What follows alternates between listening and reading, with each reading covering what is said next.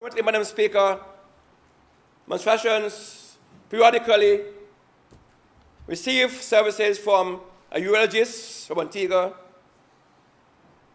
colonoscopies and endocrinologists, mammogram services, gynecology services, and others. We budget for these services, Madam Speaker, in our budget, because the Ministry of Health and Community Services understood the importance of primary health care to prevent people from becoming seriously ill. It's easier, it's better, Madam Speaker, to diagnose the conditions early. So it will cost the government less and the individuals in the long run. These services, Madam Speaker, are ongoing. And this MCAP administration will continue, Madam Speaker, to provide those services even after the next election. Madam Speaker, to pay $75 for colonoscopy and endoscopy, to pay $75 to see a urologist for early detection of prostate cancer and to treat it very early, to see a mammogram, to get to mammogram treatment to avoid breast cancer or to identify it in the early stages. This is the kind of service that this government has introduced and will continue to introduce for the good of these people, the people of Montserrat. The PLM administration stopped the service in 2014 when they won. Stopped it. We had a cardiologist, PDM. We had a cardiologist, urologist coming in. We had a gynecologist coming in, and that service stopped very early in the life of that administration. Madam Speaker, between us and them, who's more caring about people? We understand the needs of our people. We understand that our responsibility is not for our friends and those who operate underhand, but we operate for the people who cannot afford it. That's our motto as an MCAP administration. We understand that the people who need the service most should get it, and not our friends and foes. So, Madam Speaker, the Ministry of Health continues to offer those services and more as we go on. Very soon, what would cost a patient $2,500 for service in Antigua, an airfare of $900, a taxi from the airport to Mount, what do you call it again?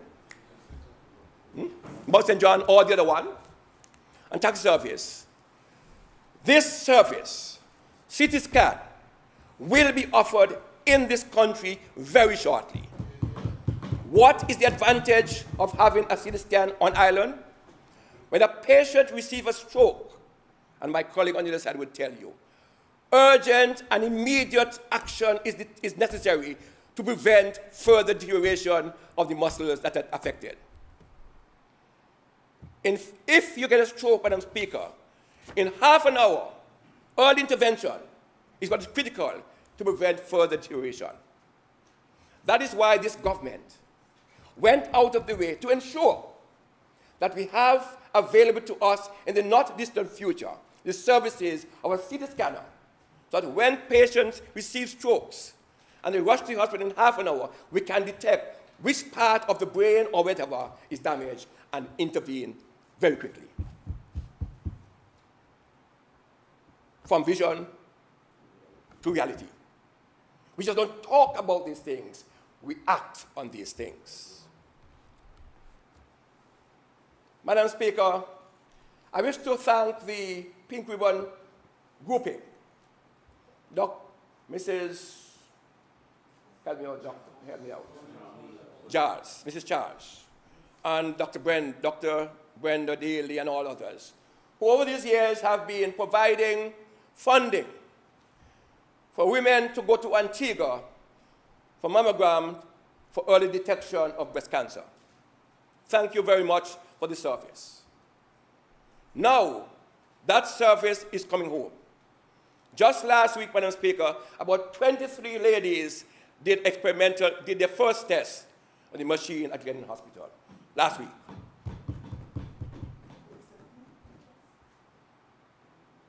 Tuesday, Wednesday, and Thursday, ladies went in and did, of course, trial tests on those.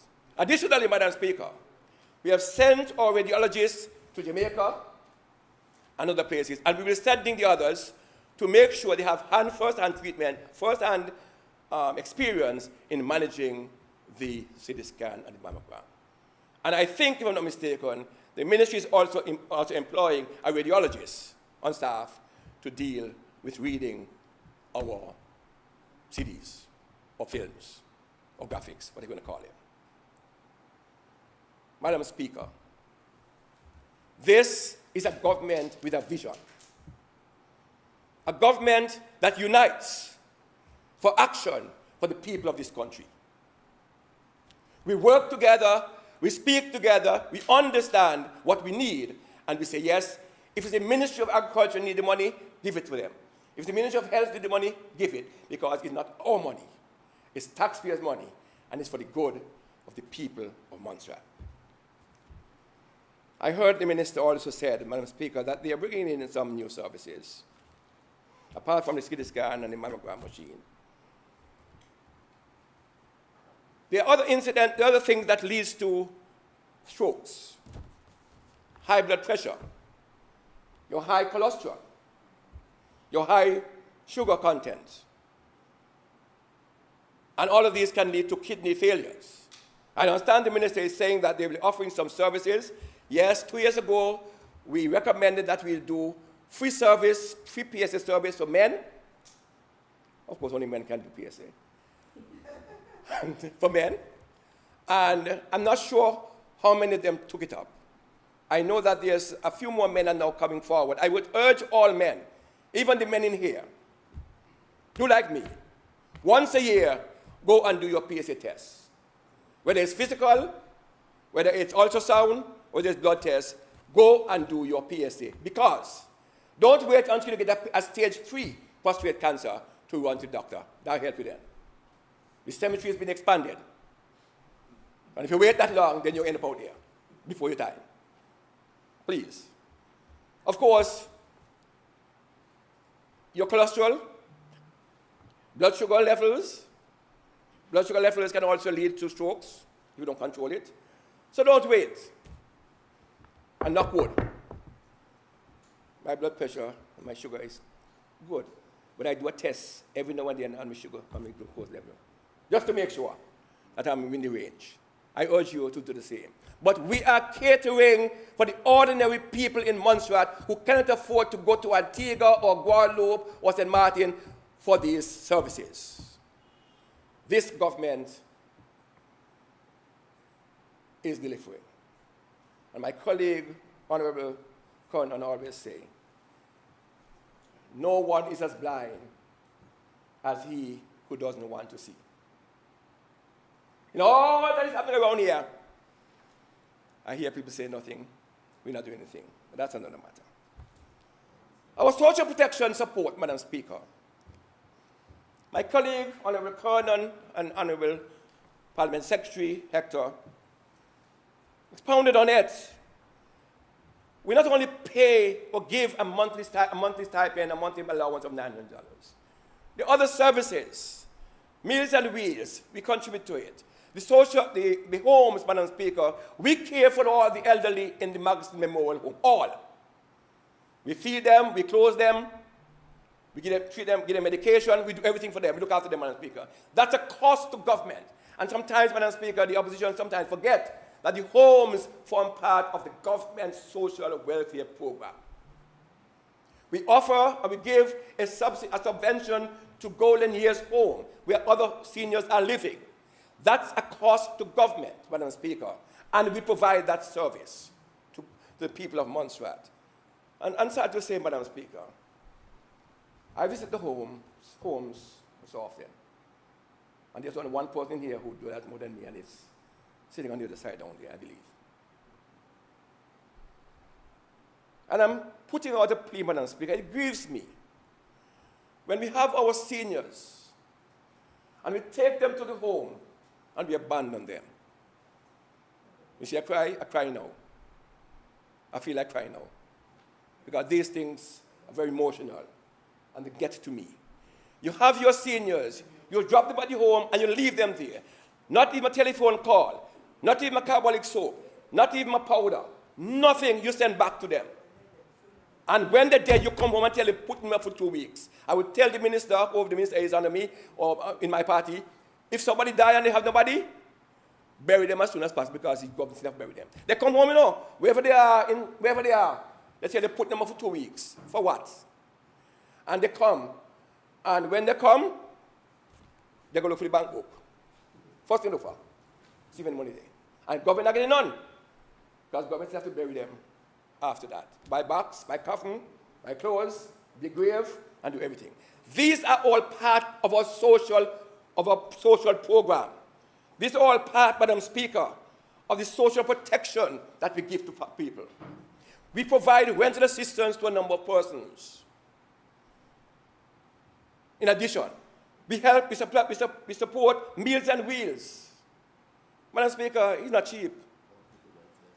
The OPWA, we give them money to help them to go in and clean people's home twice a week or 3 times a week. We provide those funds to the OPWA to go in and offer services to persons who decide to stay in their homes and go in and give them a hand to clean or wash or something. 2 days or 3 weeks depend on the requirement, on the need of those individuals. So, Madam Speaker, our social protection programs cost us, but we are prepared to do it because some of those persons contributed to this country development when they were active.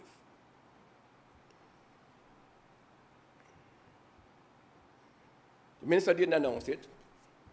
Yesterday, somebody called me and told me, Premier, 2 new ambulances down here.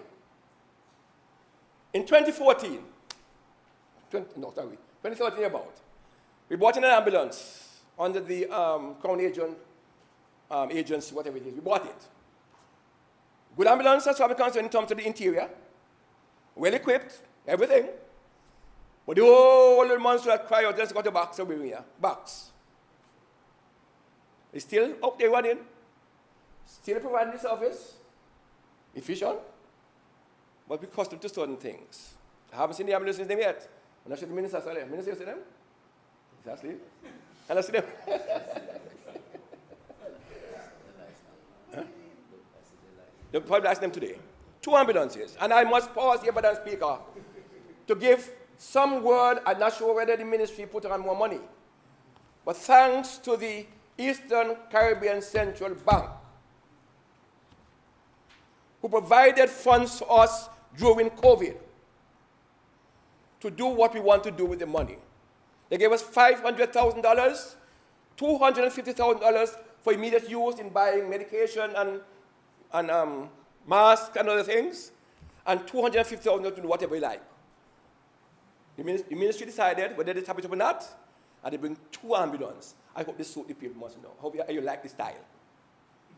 2 new ambulances.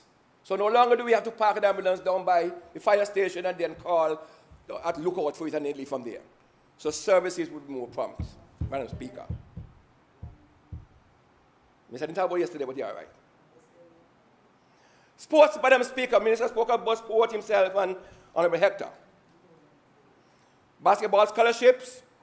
You see our social program and our sports program, Madam Speaker? Envy is a thing, The old people call it envy. Well, I don't know if that word that we use is parliamentary. Grudginess is a thing, Madam Speaker. I don't know if it's unparliamentary. Forgive me if it is. Because, Madam Speaker, here we are. 2 basketball scholarships we provided. And we provide funds to the Basketball Association, MABA, from time to time when they're hosting their shows. Government. And, of course, my colleagues on the other side, because we also give sponsorship from our own pocket. We don't just take government money and say, go to government, like some people take people like Social Security. Everybody come to them and ask for $1. Let's take them down by, what do you call them there? Social welfare across the world. When people come and ask me for and collect for our friend or some assistance, we can make pocket and give them because At least I'm a little better off right now because I can take money from government. I'm working. So I take it from my pocket. But some of we, when they come and they ask me for something, we take them across the road to go on social welfare. That is why the social welfare list is now 300, almost 300. Soon to be. 300. I didn't call by name. I simply say, they take them across the road. Oh, you? The social welfare list is now almost 300. 300 times 900 times 12. That's about $3-something million a year for social welfare, and that's not all. That's only payment for the $900 a month. $3-something million a year. This government is going to pay for social welfare payments, plus all the other things, Madam Speaker. So, that's I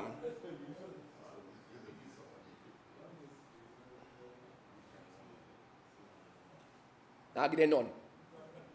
Tell me so. Tell me so. Madam Speaker, motorsports. 2 years ago, just after COVID, the motorsports people came to us and say they want to do motorsports. I know they send their vehicles to Antigua, to Nevis, to wherever. It's a good sport. It's a going sport. I go to Cargill sometimes and watch them. Can't race, but I go to Cargill and watch them. And we frightened for them because they go to the road, they think happen. So they came to us, Madam Speaker, and said they want to build a track. This government identified the land. I go across Fry Bottom. You're too young for knowing Fry Bottom there. Cars park, go down and go down the road along the road. Not only that, the Ministry of Agriculture and the Ministry of Communication went in and graded off the land, free of cost. Free of cost. This government, sports. And they came and showed us a nice plan. They want to build a pavilion, want to build a track. He has a big phase approach. So they tell me how much million it costs, and we say, okay, boy. We said, okay, we're going to give you something. He said, 2 million, and they push me hand sometimes, you know. I don't know how easy they got sometimes, and they have ease with them. And never mind. We work together. And they came to us, and we said, okay, we're going to give you, we allocate $300,000 for them last year, and they weren't ready to use it. Under the $1.1 million you see in this budget here on sports, $500,000 goes to motorsport this year to help them fix up their car racing track. I talk about government and nothing. You can't compare some with nothing. Huh? You can't compare something with nothing. If you did nothing, you don't know what is something. But we know what is something. And as a matter of fact, there are certain gentlemen on the other side who doesn't have any understanding of success.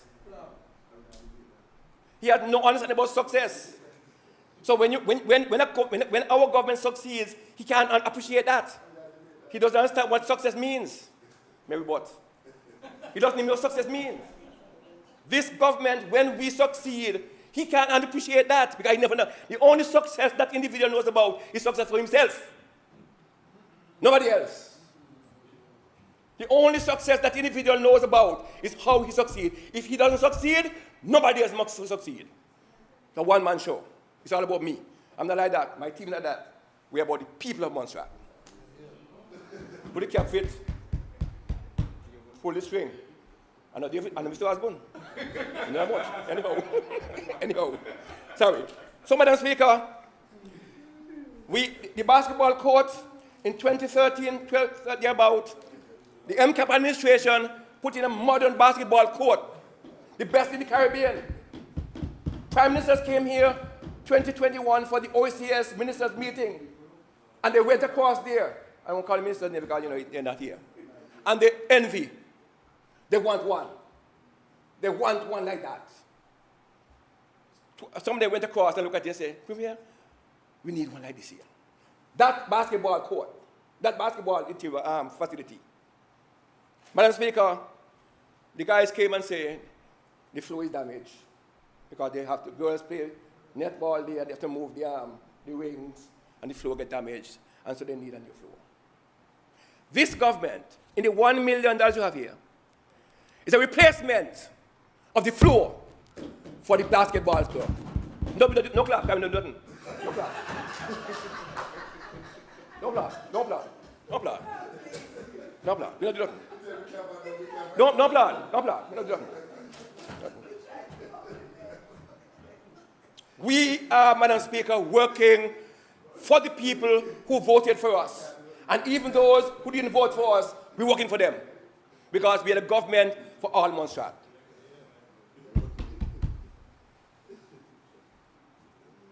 So as we talk about the Minister of Health, we have to work tomorrow in Parliament tomorrow. Speaker himself for you, come here, come back tomorrow. The minister has worked on a number, the ministry, Dr. Mrs. Hector, Honorable Hector and Minister Corner has worked on a number of legislation throughout the 4 years on health and education. And now they're coming, next sitting we'll have before us for the first reading of the Child Justice Bill, which will give some dignity to vulnerable persons and to treat children in a kind of way, not in open court. And I see the DPP here, so you understand what we're doing. Protect the children. Yes, we amended legislation, and we decided we're interpreting who can be charged, at what age you can be charged for criminal offense, and if you, at something, and we increase the age from well, in which you see it. I think I have a look at it. So we want to bring some dignity to persons like domestic violence cases, domestic people, and other things. And so in that, Madam Speaker, we are providing $500,000 for the first building. Am I correct, Minister? For the first building to be used for these very vulnerable people, to do the examination and questioning and so. Madam Speaker, the bill will be here. And in addition, Madam Speaker, the bill provides for some legal aid for children. I know the other minister talk about legal aid, but I'll tell him because there's a budget. Talk about John the Justice yesterday. There's a budget for justice to treat people with some legal aid assistance, but it has to be means tested. If you have money, you can't come to the Attorney General and tell you want assistance, your lawyer, when you have money. But the budget is there, it's smallish, but it's there for persons who can't afford it to get some assistance. So we're not just introducing some for the children, there's one for the adults already. But if you come and want assistance, show us, prove to the team, legal team or social services, that you don't have any monies, you can't afford it, and justice must be given, so you will get representation, Madam Speaker. So we are looking after the vulnerable as well.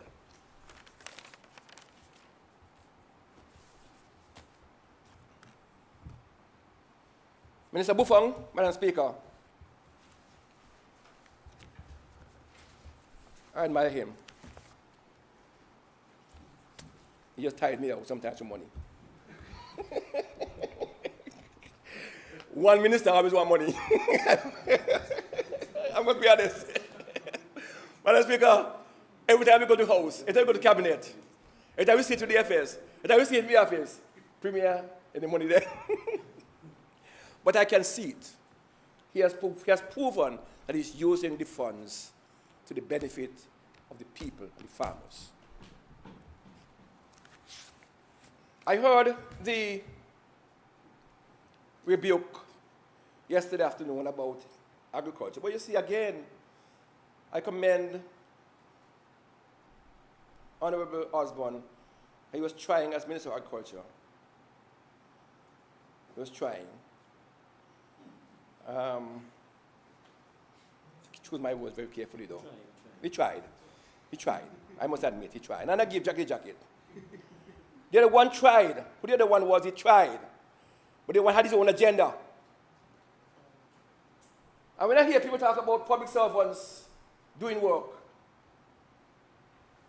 I say yes, because public servants are our chief advisors, PSs. But when you have senior managers under your wing, under your purview, and you figure out what they say as stupid, how you call them bad word, you tell, well, you respect them? I don't call the name, I'm just saying that you have to respect people. I understand who my people are. So when you're saying certain things, words have meaning, and words must not be used just for word's sake, because they're going to come back to bite you. Certain things you say, come back to bite you. And I'm going into detail about that. But if I want to talk, I could.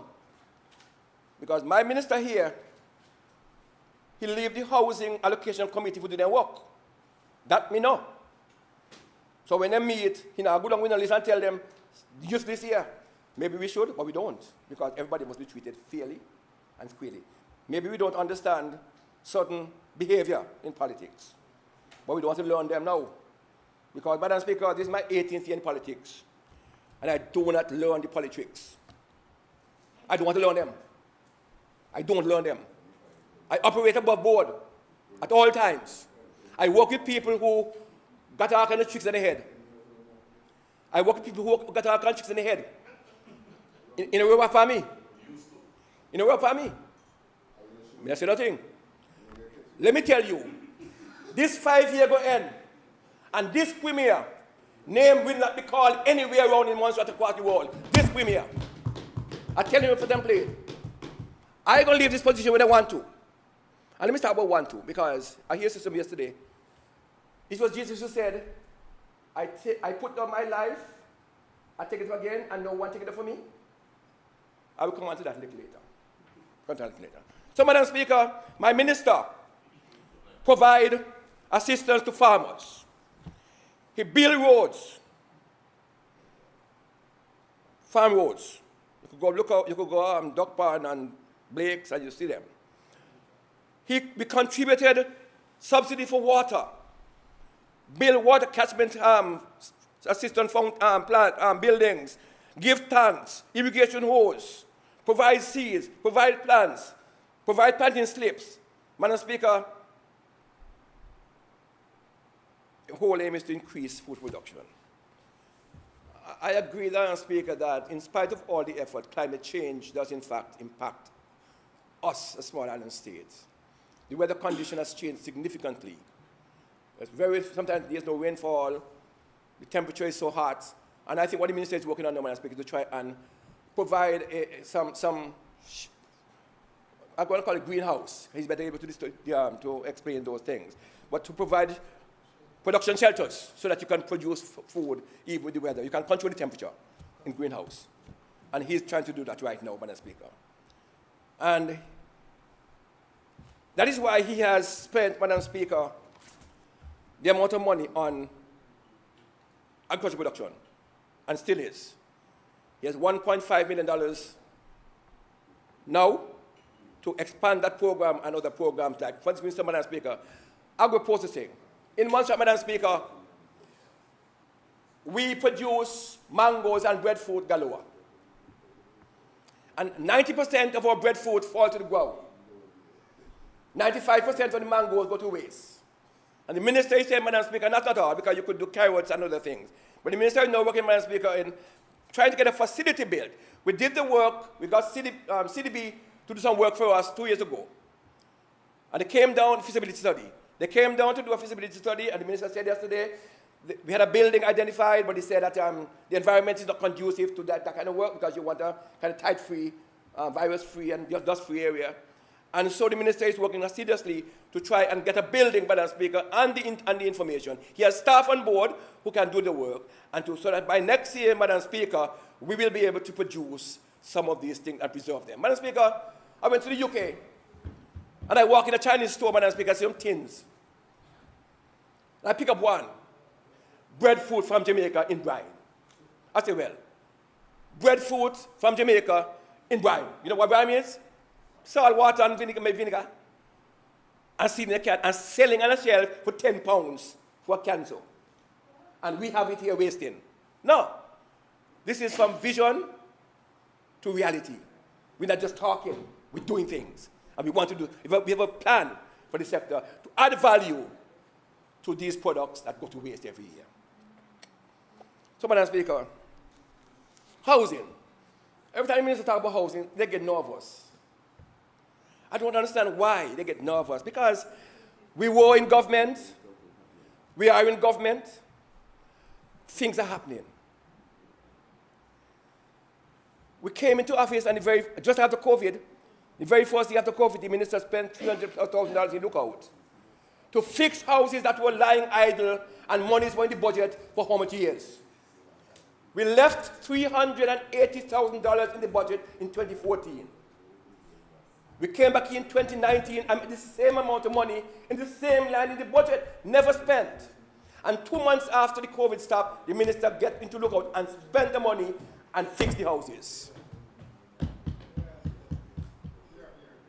Fix them. The money is what at disposal. And we had a minister who, the money was there. Could use it, but I'm glad he didn't use it. Because we use it first thing we come in. Because we didn't ask for it, it was already in the line, in the budget line. So we use it. Glad he didn't use it. Huh? Okay. So, Madam Speaker, this minister has done 50, in total 51, we have done renovate, repair, social houses. People are living in some state, and the houses were unoccupied. And the minister, rehabilitate, that's the word I'm looking for. And the minister went out to look out on Shinland, and the normal Speaker, people living in their homes comfortable. Government is responsible for the seniors in ward and support unit in Lookout. And when we went out there, when we came to office, Madam Speaker, the railings for those homes were falling apart. You know what I mean? You expose government to liability because the fence, the rails were falling down. And the old people fall down there, a government must sue. You want a system? Government must sue. And we went down there with the LDA, thank you to the LDA. And we fixed those rails, and we fixed those houses. So that now, government is no longer exposed to those risks of people getting damaged. That happened. 51 units fixed up. Here the minister is morning talking about next year or the year, about the money. Social housing, when they came in, there was no money for social housing. Absolutely none. I heard some confusion this afternoon from another gentleman last evening. Absolutely no money. There were two studies that to be done. 2 studies. And we completed these studies because at one point I said to the field, I wasn't going to do no studies because most of us could build a house. We're not building houses. Nobody has to tell us how to build a house. And when I met with different tellers, they're going to want us to, someone to design a house. I said, consultants would design a house? I said, no. And I told me, go home and sleep over it. And I came and said, you know something? Do this consultation. Because we're going to use that design, that document for leverage for houses. And so we agreed for them to do designs. We have those designs, and we're using those designs for what we have to use them for. Right? Of course, the minister is also working on how you allocate social housing. You want some equity in the system.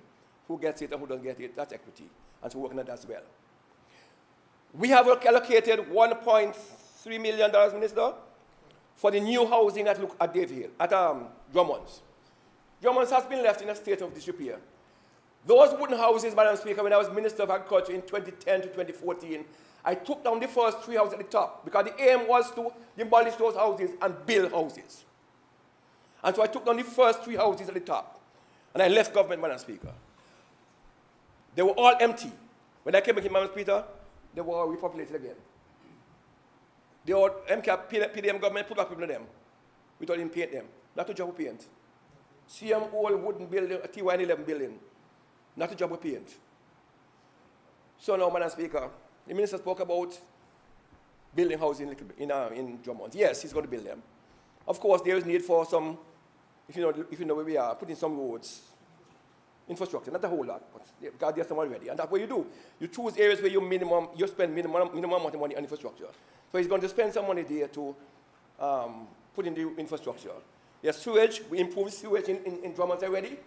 Thank God we went into Drummond's and you used to pass in Drummond's. And Madam Speaker, by the time you enter Drummond's, you used to smell the stench in Drummond's. We have fixed that now. We're simply waiting on the solar panels to make it complete. We have done that. So the people of Drummond are living and breathing clean, fresh air now. The houses will be built. The minister is contemplating what to build, whether apartments, whatever it is, but that's for them. They're the experts. They will do that. Madam Speaker, there are some people in Montserrat who still do not have, I hate to say so, inside bathroom and toilet.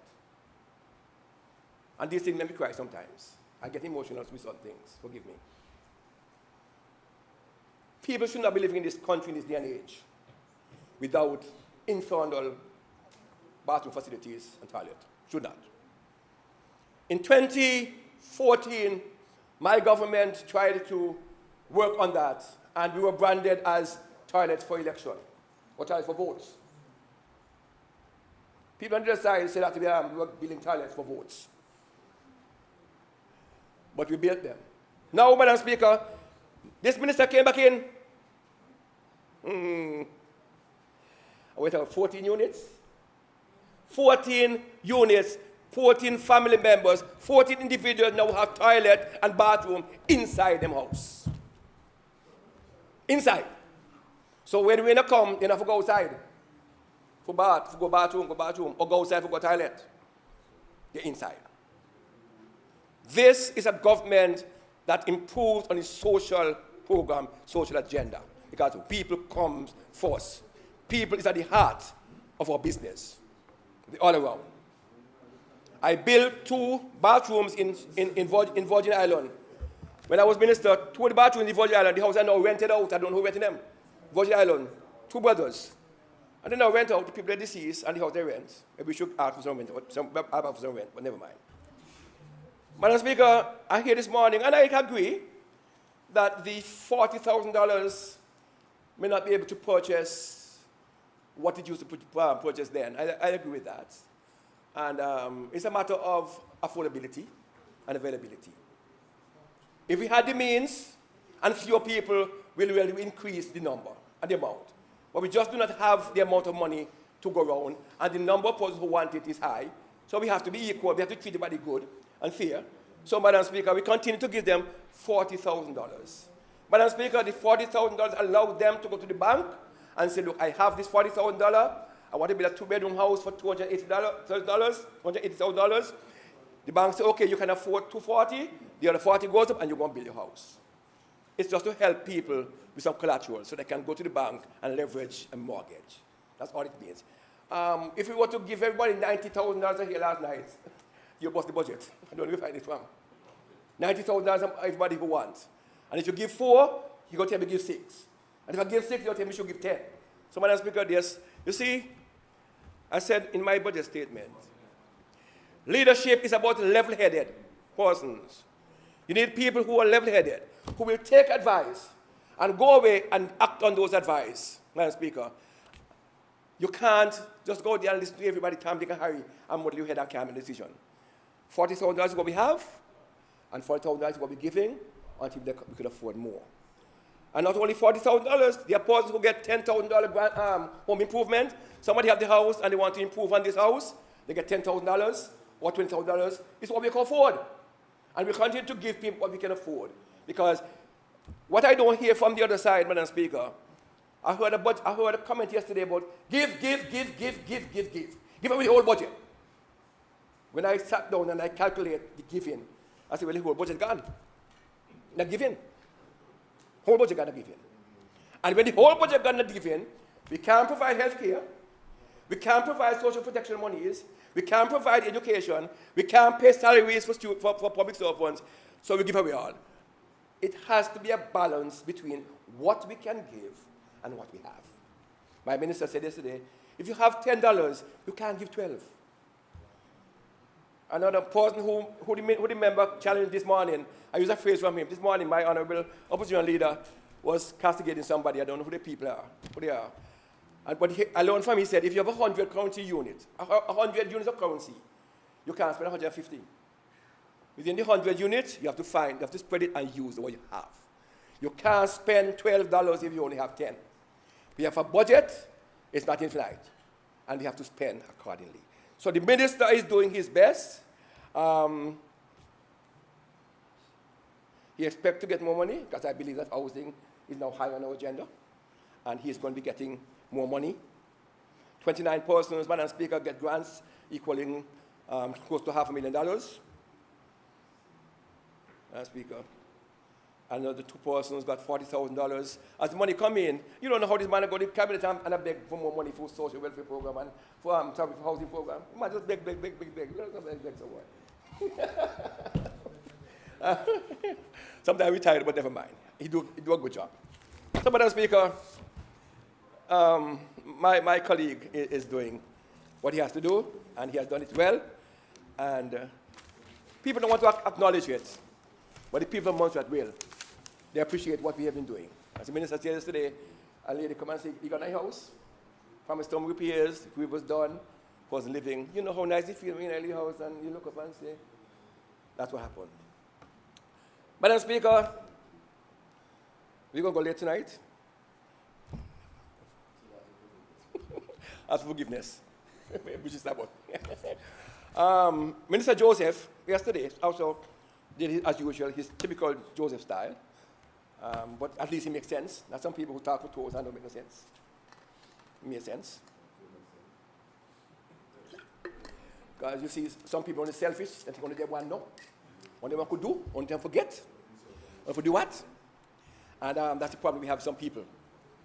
Madam Speaker, the Minister identified some areas that we did when we came to office. There's a new brand airport terminal. New brand. We didn't do it. We didn't do it. We met it there. The new brand control tower. We resurfaced the one-way, Madam Speaker. The solar farm is completed. Madam Speaker, the hot mix plant is up and running now. Up and running. The water generator, we couldn't put it on the grid because we didn't want it to damage it. We want to make sure that it's working. The new generator is here, and the plant is now working. Minister is out there, his team is out there now doing their work, fixing the roads. Very short, Madam Speaker, we'll be resurfacing. The Minister spoke about the planer, which is, to me, that's makes a lot of sense. Rather than going and dig up the whole road, you scrape off the top part, and you come back and you overlay, to make sense. And we didn't hesitate to fight the funds because it's going to save government money, because when you dig up, you have to bring in material to fill again and all that nonsense. Now when you get a planer, the planer just take off the top portion, leave this top thing underneath, and you come with your bitumen and thing and overlay. And that is fine. So the page. Madam Speaker, I come in some areas here because they will come up in individual discussion, but I'm not going to take some of them one by one. Mole. Montserrat Utilities Limited has been a nightmare for this government from since last year, June, July. Nightmare.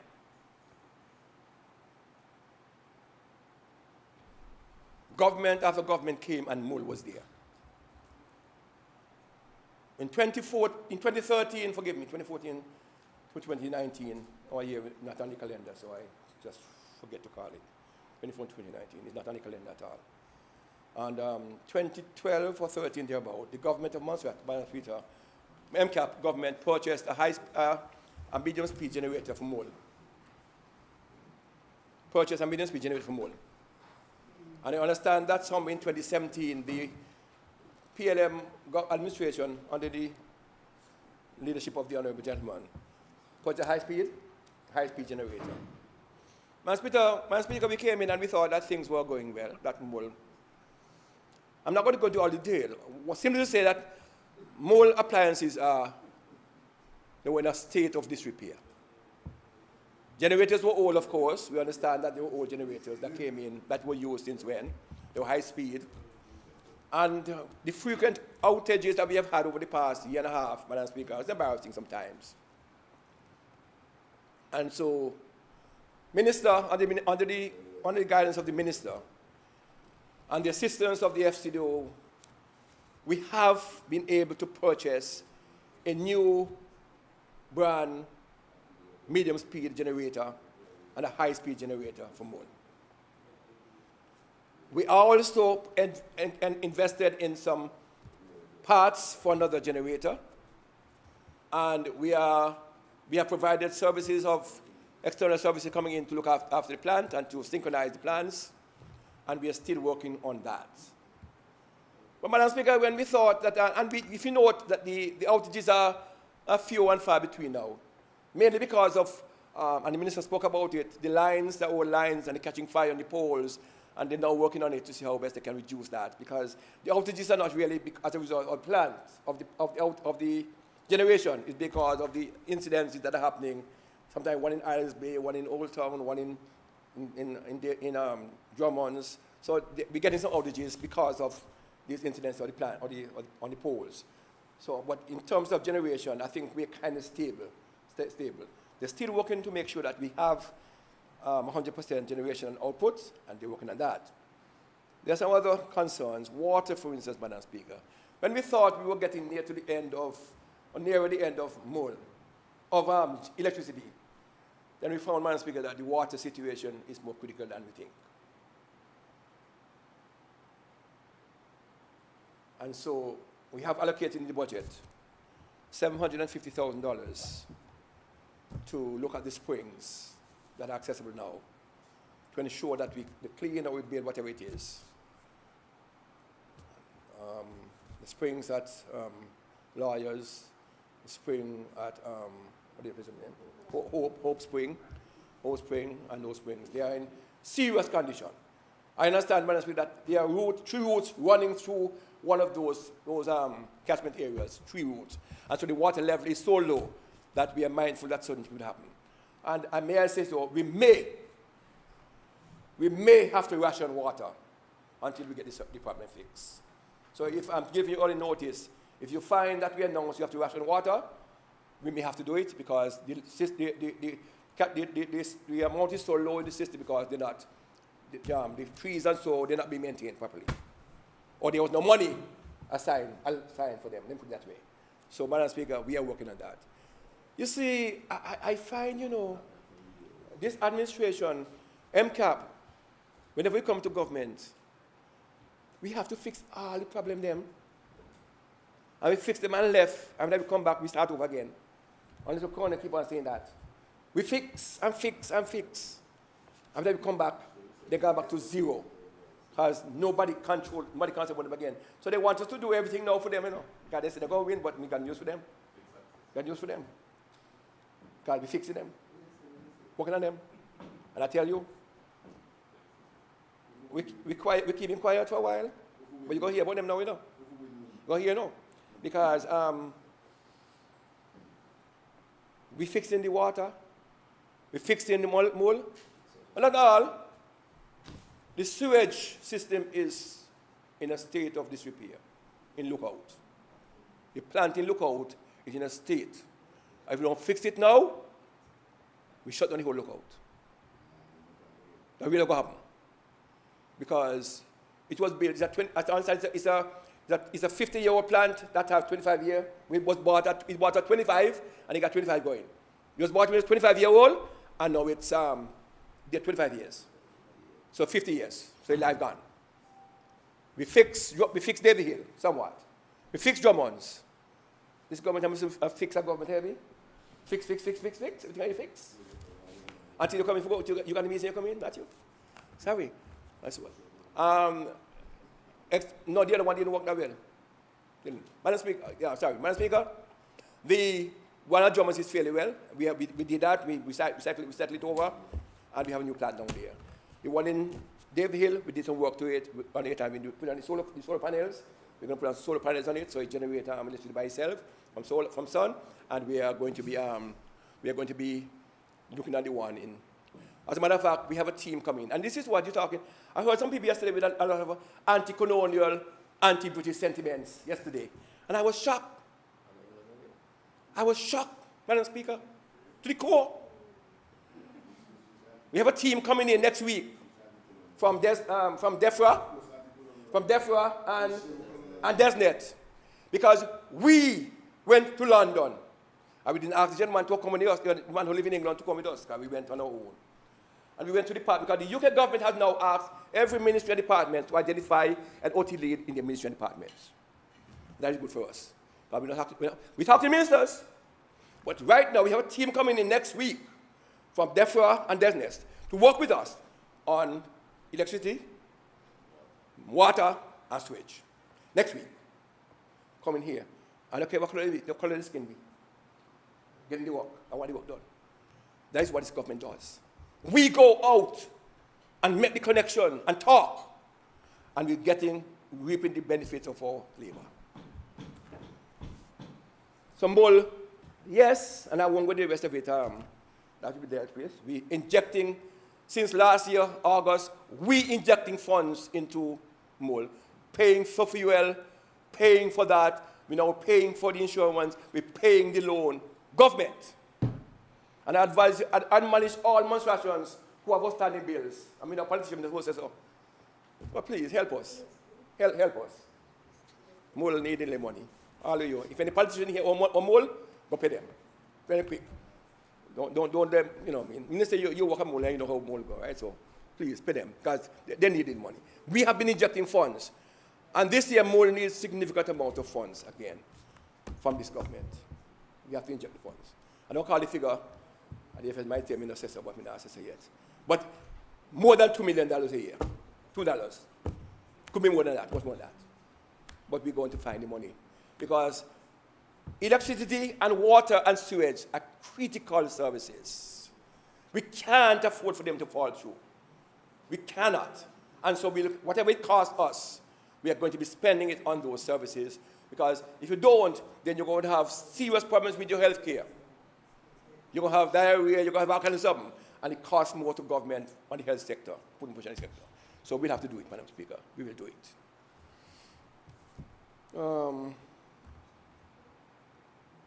think I'm going to stop there with the minister for the time being. When we travel, we don't travel for fun. We don't travel just for joyride. We travel because we... Okay, Madam Speaker, I'm going to end up with my later on my thing. Mami, yes, afternoon, quickly. Honorable Osborne, we spoke on, yes. Let me dispel the access thing now once and for all. Of course, access is a headache for all of us. Access is not just ferry. Access is more than ferry. And the time has come when we have to find a solution to access in Montserrat. Whatever it is, have to find it. Over the years, we're sitting down and saying ferry, ferry, ferry, or Tunata. What is the end game? That's my phrase for access in Montserrat. We have to find one. Nobody has sat down and said, this is the end game that we're finding. Is it going to be a public-private partnership in something? Is it going to be not a government-owned ferry, because government can't run nothing? Not like ferry and so, everybody want free ride. You know how that goes, right? Is it going to be Twin Otter service in Outer Montserrat? Is it long-term going to ask us to look at that new airport? This is what we have to sit and strategize. Strategy don't come in the budget. Strategy is done within the ministries and departments. The PSCs, ministers give us steer, and the senior managers develop the strategy, and then we work with it. We give a steer, the policy steer, and the PSCs and other managers develop the strategy for what we talk. So I hear talk about strategy in budget. It don't come in budget. Those strategies are done, and the costing for those strategies will come in the budget when we agree on the way forward on those strategies. That's how we operate. So, Madam Speaker, ferry is critical for all of us. And of course, the $17 million was deliberate because that's what we got. And I heard some people who live on Facebook, demonstrators who live on Facebook overseas, talking about $17 million, and I didn't get permission from Cabinet. I'm not going to discuss Cabinet matters in here. That's beyond the point. But I know what I know. But, Madam Speaker, no right-thinking politician. I know you all say you want ferry. Everybody want ferry. Want ferry. I mean, let's say the ferry costs $17 million. Everybody start about it. That's what it costs. You want a solar's what? What do you call it? Compliance ferry. It's going to cost government. And after all, if you get a ferry cost $17 million, I announce it deliberately. Yeah. But you all know that's why it costs away. But it's 1/12 of the total expenditure budget. What's it? Well, 70%, 17 million of 155, and 55 is about 17%, 12 or 13%. So you're going to spend 13% on ferry. And cut healthcare. The 900,000, what you call 9 million? The 9 million you talk about. So I must cut social protection. I must cut healthcare. I must cut agriculture. I must cut all things and bring a ferry in. I mean, we must fix mole, fix water, fix sewage, fix that, and still bring a ferry for 17 million. But Dr. You call Dr. Bam. Why is Dr. Bam, see that? For me. That time, you have to call it for me, because so, Madam Speaker, ministers and colleagues on the other side,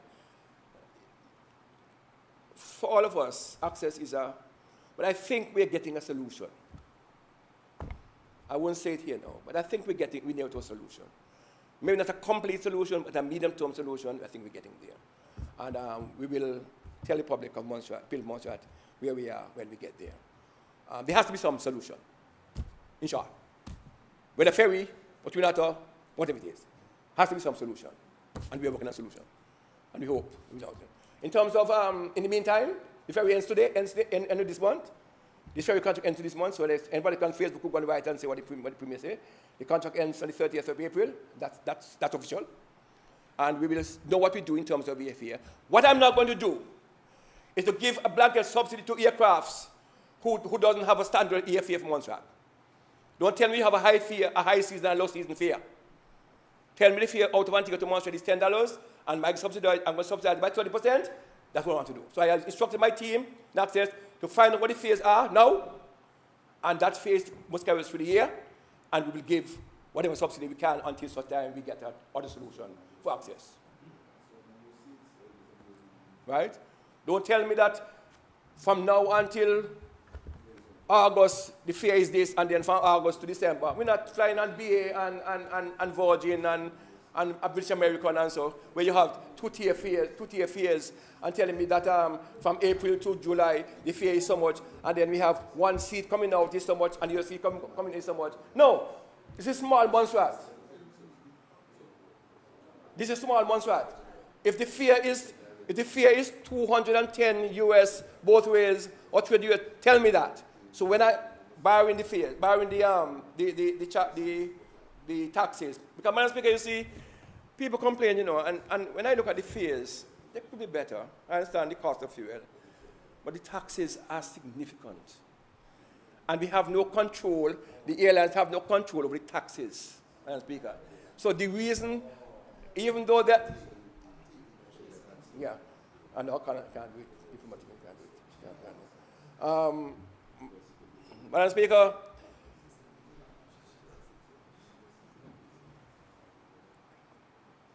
the airfares are high because the taxes are significant, and we have no control over taxes whatsoever. But we will be doing some work on terms of subsidizing the airfare for a few months until we get another solution. But we don't want to give a blanket thing so. People must feel the subsidy that we're putting on. We must put it on. I can't give a subsidy and you put the airfare at $1,200. Not going to work. So we are going to do what we have to do, Madam Speaker, in terms of that. And with Osborne, we're working and we will do what we have to do. The cost of travel, yes, is high, but that's Montserrat. Montserrat and other countries too. The Hatmic plans, as I said earlier, on Osborne is up and working, and work is moving ahead. Variations, you raised up, think about the port and the variations. I don't think we have we don't expect any variations. Any delay on the port is not our responsibility. CMAS do everything is on stream now, and it's on stream, and we expect the contractor to deliver on time. If there's anything that is not within our control, then clearly there might be a delay, but we know that we don't anticipate any major variations. And the last point you raised was that of using diaspora. Whenever I travel, I say to my diaspora members, the president of my team when I go overseas, I'm not asking you to come home. You have a skill? Give me 2 months. Give me 2 weeks. If I have to find a house for you and a vehicle, you have a skill, come home. Tell you, oh, you're volunteering some time with Montserrat because you want to give back something, come and do it. We're open to that. We're open. Any monstration overseas who have some kind of skill, whether you're a doctor, you're a nurse, you're a counter officer, you want to give us 2 weeks, 3 weeks, 4 weeks, we will find a spot to start you in, and you come and deliver. The problem we have is how we transition, I go away and I learn a skill and I learn discipline. And once I need to bring up our discipline level, need to rise a certain level. We need to bring it up. So when they come with a different discipline, and there's friction between those who come in and those who stay. And it shouldn't be like that. We have to be open to learn from each other. So I'm hoping that if we get over that, monstrations wherever they are could come in. Not for pay. If you want to come and give me 2 weeks, 3 weeks sabbatical, come and give us that. And we welcome it. We'll provide the house if we have to, and maybe a car, and maybe whatever it is. And, you know, we thank you very much, because we know that. And there are people out there who will have done it already, and will continue to do it. So that's basically what we talk about diaspora and how they would help us. And we appreciate that very, very much. Okay. I'm going to go through this quickly, Madam Speaker. I want to dispel, Madam Speaker, over the past, Honorable Hogan yesterday deliberately or not, spoke about the inflation rate. And whether it was intended or not, or deliberate or not, there's a 1.06 inflation rate in document. And the member state, there's a 6% inflation rate in Montserrat. He needs to correct that to the public. He needs to correct that. Tell the public that's a mistake. So 1.6 inflation, and he said 6.25, 6.26. I don't know if it was intentional, could have been intentional, but you need to correct it. You need to tell the public that's a mistake he made, and inflation is 1.06. Fine. That's fine. He stated 6.26, and there's no way we are. England has now an inflation rate of 3.25, 3.4. The UK had an inflation rate of 11% earlier this year. UK inflation rate is now 3.25 or 2.45, whatever it is. So they too have a high inflation rate. Ours coming down as well, significant here, but still not there. Okay. So please, make a public statement. The one you quoted, the same stats you quoted is what I quoted. The same statistical department is the same I quoted, Madam Speaker. He quoted the statistical department, I'm quoting the statistical department. That's the information. Please. So, I read them once. Please correct it.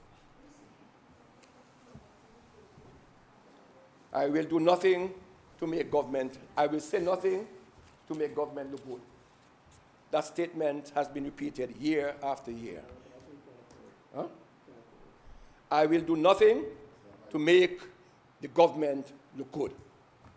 Every year that particular Honorable Hogan made that statement. So whether it's true, whether it's good or indifferent, he will always say something that is negative against this government. That's what this means. Huh?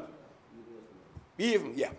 No matter what he produced, and so yesterday afternoon, Madam Speaker, his rhetoric was typical of the individual. We didn't expect anything better. And if you listen back to last year's presentation, it's identical to yesterday. When I listen back and read back, it's identical to yesterday afternoon. So it's nature of the beast. Nature of the beast.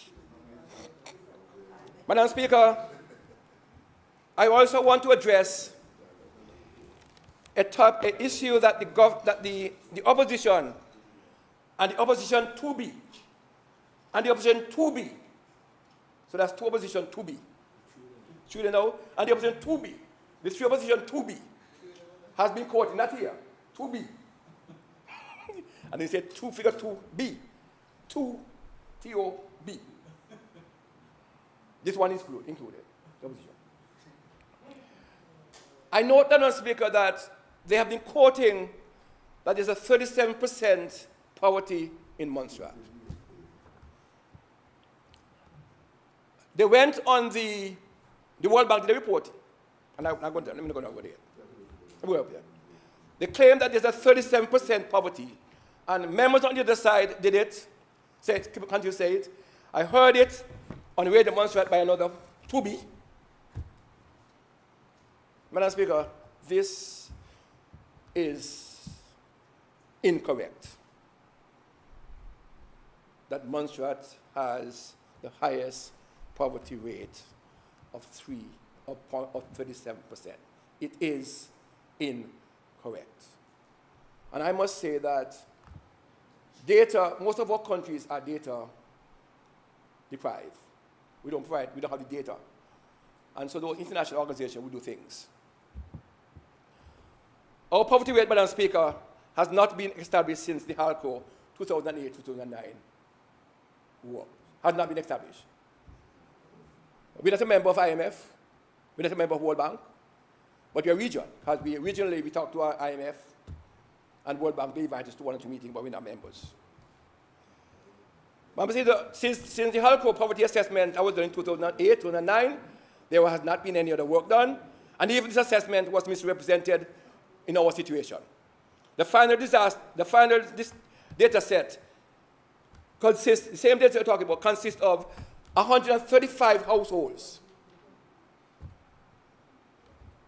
which calculates approximately to 6% of the entire household was assessed to determine that rate. 6% of the private households on Montserrat in 2006. So we're talking about 2006. Madam Speaker. And the last report I think I saw it was 2015, 2010, thereabouts. Madam Speaker, the sample itself is much too small to make any difference in terms of the population, in terms of the national level. 6% of the national population, or no household, far too small.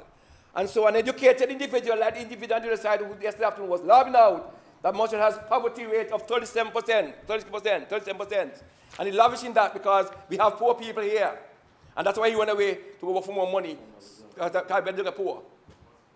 You run away, when I help people to create a job, you run away, go full your pocket with the other will work, and then we don't get poor and hungry. Not help us out. Monstration, poverty, Madam Speaker, is expressed in different ways. You will have malnutrition. You will see malnutrition. You will see it, Madam Speaker. You'll have this other nutritional diseases, Madam Speaker, affecting our children. You have iron deficiency. You have all kinds of deficiency. You will see it in our school children and other children. It's not prevalent. It's not seen.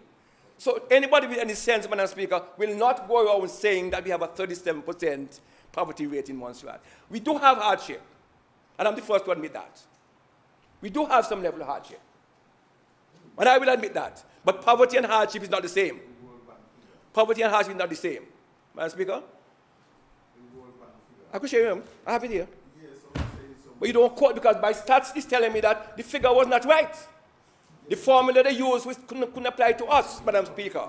You can't pick a formula for Jamaica of how much millions, Madam Speaker, and put it the same formula for Montserrat with less than 5,000. You must get a figure that is high for Montserrat. With a small population, it will be high if it's a formula that doesn't fit into our population size. And we need to understand that. And I think they understand that. I think just deliberate. Just deliberate, Madam Speaker. So, Madam Speaker, I just want to fix it once and for all. The people out there who are using it, people in here who are using it, no, new one. In here, all the people in here use it. The unfortunate reality, Madam Speaker, is that international organizations will continue to rely on outdated information because we don't have the capacity to provide the kind of information they want, data. And so they will always use anything they get to come up with a data for us. And of course, make it look bad. The moment we'll be able to provide those information, we'll be in a better position. But, Madam Speaker, this will be addressed shortly. When we do the census out, and with the cost of living and survey and other things, and the household survey expenditure, we will then come with a true figure. We have an understanding what it is, and we will provide that to the House in due course. So let me dispel it once and for all. Montserrat does not have a poverty rate of 36%. Does not. As I said, we do have some hardship, Madam Speaker. We have some hardship. We're not coming that. We're not disputing that, Madam Speaker. We have some hardship. And that is why, Madam Speaker, this government, Madam Speaker, recognizing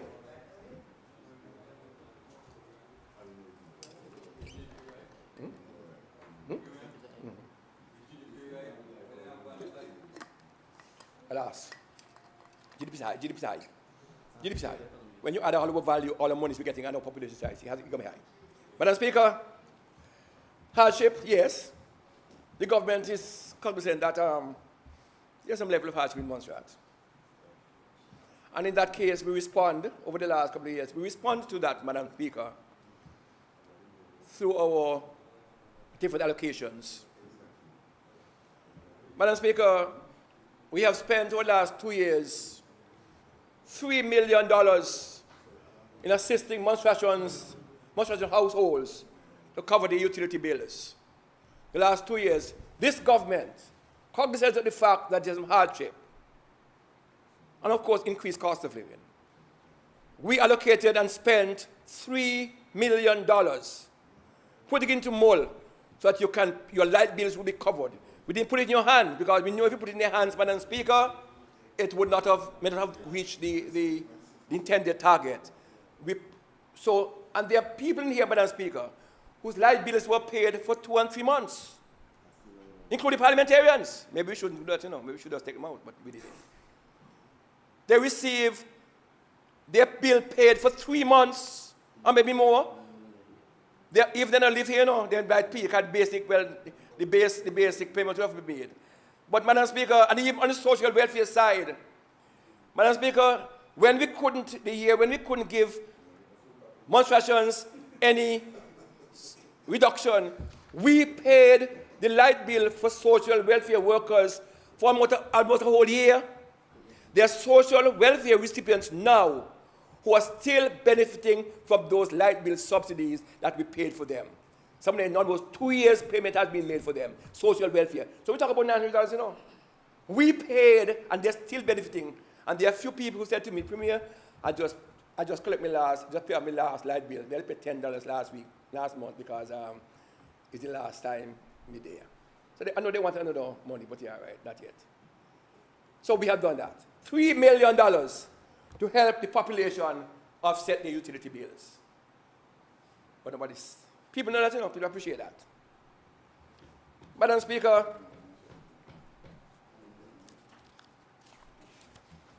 we have spent, well, recognizing that, Madam Speaker, in addition to that, we actually, Madam Speaker, offer food vouchers to some 2,000 plus households in Montserrat. Food vouchers costing us $700,000 last year. 2,600, I think, food vouchers, family households, and the vouchers were about 6,000 vouchers we issued. The total cost, Madam Speaker, $700,000. Persons were able to go and spend their money how they want to spend it, carry to the supermarket and buy food, Madam Speaker. So this is what we did, because we understand that people needed some help. And we didn't shut our eyes. We live in reality. We're not living in a far world. We're not in England. We know what happened in Montserrat. We live here. We feel it like everybody else. We feel it. We know what people are going through. We have families who buy things in the stores. We know what light bill is costing us. We know water bill costing us. So we have a feeling. We know this government understands what it means, what people are going through. Some people are working. Thank God, there are plenty of people working. We can no longer say that there's unemployment, because I was in Salem a few weeks ago, and the Salem primary school is there, languishing for workers.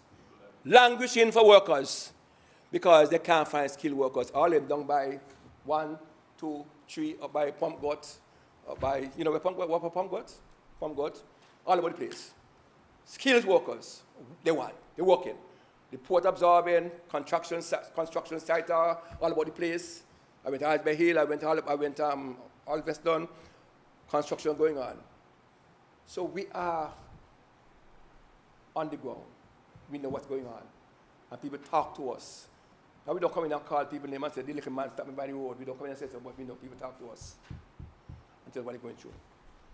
So, Madam Speaker, yeah, and we introduce the white goods over here, where people can bring in their refrigerators or their washing machine or their toaster oven or their microwave duty-free. And we have extended that for another year. So if you didn't get yours in the first round, go order yours now, because the SRO should be published shortly. You could go and buy it again. This is a caring government. So leaving out, he say he left something out to the MCAP. Why he left out? That now work no more. This government is not all about building walls and stone. This government is about people. Maybe some people in MCAP are concerned about stone, wall, and something. But this group here is concerned about people. Human beings. Huh? Human beings. No, I simply say, maybe in a government that I was in, there's some people who are concerned about stone wall and bricks. But this government, yes, wall and bricks is good, but the other part of it, and I said to DFID, any project you bring must have a social element in it. And they have to tell them so. Ask all them, tell them so. Yes, infrastructure is good, but people have to live still. Yeah, you can live on infrastructure because you could work, but you still need skills set and other things. So whoever used to build blocks and stone alone, that's fine. We build in stone and bricks, and we look after people. Look after people. So, Madam Speaker, for businesses, we continue to give concessions to businesses. Concession is not automatic, because it's a cost to government. Any concession you give off is a cost to government. So we are mindful that some businesses do need assistance. And we have policy. If you're a new business, and Honorable Lewis will tell you that, if you're a new business, whatever you ask for, we will give you in terms of concession, because you're new. Start up. If you're an existing business, don't come to me for everything. I may consider one part of it, and that's our policy. Policy we established. But we still help. We just, you heard the list of SRNOs and so on we don't in here. There are businesses that ask for concession, for relief, because they say that the population is small and the cash flow is not so much, so they want some assistance. And we relieve them by giving them duty-free concession on something they're bringing in. We do that from time to time. But you can't give away the whole government. So every time you can hurry ask for concession, you can't give everybody the whole thing. You consider them. And the Ministry of Finance is working. What we're working with on customs is to standardize, take the personality out of concession. Because too often cabinet members would want to say, because you know somebody, or the person forget that, we say no. We are trying to standardize now with Carter and other people to standardize what exactly, same way we deal with taxi association. If you're a taxi man registered, and you bring a car every 5 years, that's standard, SRNO. So you don't have to come to cabinet. Take cabinet out.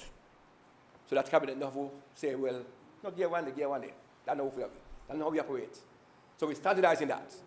So that if it's St. Minors, it might be a standard thing for once every 5 years. If it's for businesses, commerce, once every 5 years, it is for that. That's what we want to do. So that cabinets will deal with that kind of something. It take out the personality out of them, because if Mr. Osborne, the cabinet, like Dr. Sammy, because he's doing business, no, get out. If it's at 5% for concession duty for people with supermarket, standard SRNO. So you don't have to come to over. You go custom, you fill your farm, and you go where you want done. From vision to reality. This is government with vision. And let me clear one thing here. You can only make progress when you're united. Say no more. Say no more. So, Madam Speaker, we are giving concession. In addition to that, Madam Speaker, we allocated $337,000 to small businesses over the last 2 years. The last batch had just finished. 100,000 last year, and about September last year, and 137,000 about January. So $237,000 we gave during this financial year, and another $100,000 before. So the small businesses got $337,000 under the Small Business Relief Fund. $337,000. So the person who wants one fridge for his shop, or one stove, or a microwave for his shop, for his business, they go down there and apply, and they didn't have to, we introduced one condition, but they don't have to have a tax thing. Register your business and you're fine. You register, you're fine. So register your business. If you don't register, then can't help you. And once you register your business, that's the only qualification you need. For go down, apply to the Ministry of Finance, say, I want one fridge for my business register, I want one stove, one microwave oven, and it's up to $5,000 for each business, and you get it. Where you buy might come a little below it, but that's fine. And in addition to that, we waive the duty on anything you import in. So even if you get the $5,000, the duty on those items that you import or purchase is waived. So the true value might be about about $7,000 or $8,000 because you pay duty. Duty and freight is high. And we waive duty on those things. This is a caring government. A government that concerns about people. Additionally, Madam Speaker, the Enterprise Development Fund, which I didn't speak in the budget, finished last year, yes, but we realized that businesses needed assistance, and we allocated $1.2 million for the EDS. That was 2022-23, yeah. where we allocated $600,000 as grant funding, give away $600,000 to businesses, $20,000 ceiling. This government did it after COVID, $20,000 ceiling, and an additional $500,000 in the credit union for loan if they wanted to, up to a ceiling of $40,000. So they could borrow $40,000 at 2% or 3%, whatever it is. I'm coming that one there. And $20,000 as grant. So you could get a grant plus loan, $60,000 to help you with the business. So you tell me, I want to help business? That you say? I want to help business? Concession, Small Business Relief Fund, and Enterprise Development Fund. Madam Speaker, this is a government that we have been working for the people. Election coming. Da, da, da, da.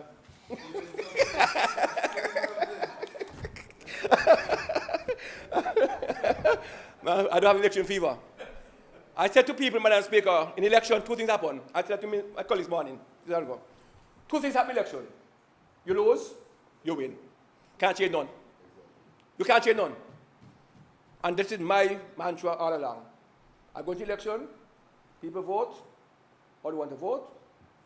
I cast my vote in the afternoon, I go home in my bed, I lie down, I fall asleep, somebody calls me and tell me you win, and I wake up and go on the road. If I don't win, I stay in my bed asleep. Can't change anything. My blood pressure is not going to go up because I lose the election. Not going to happen. And by the way, let me talk. Let me just wait here.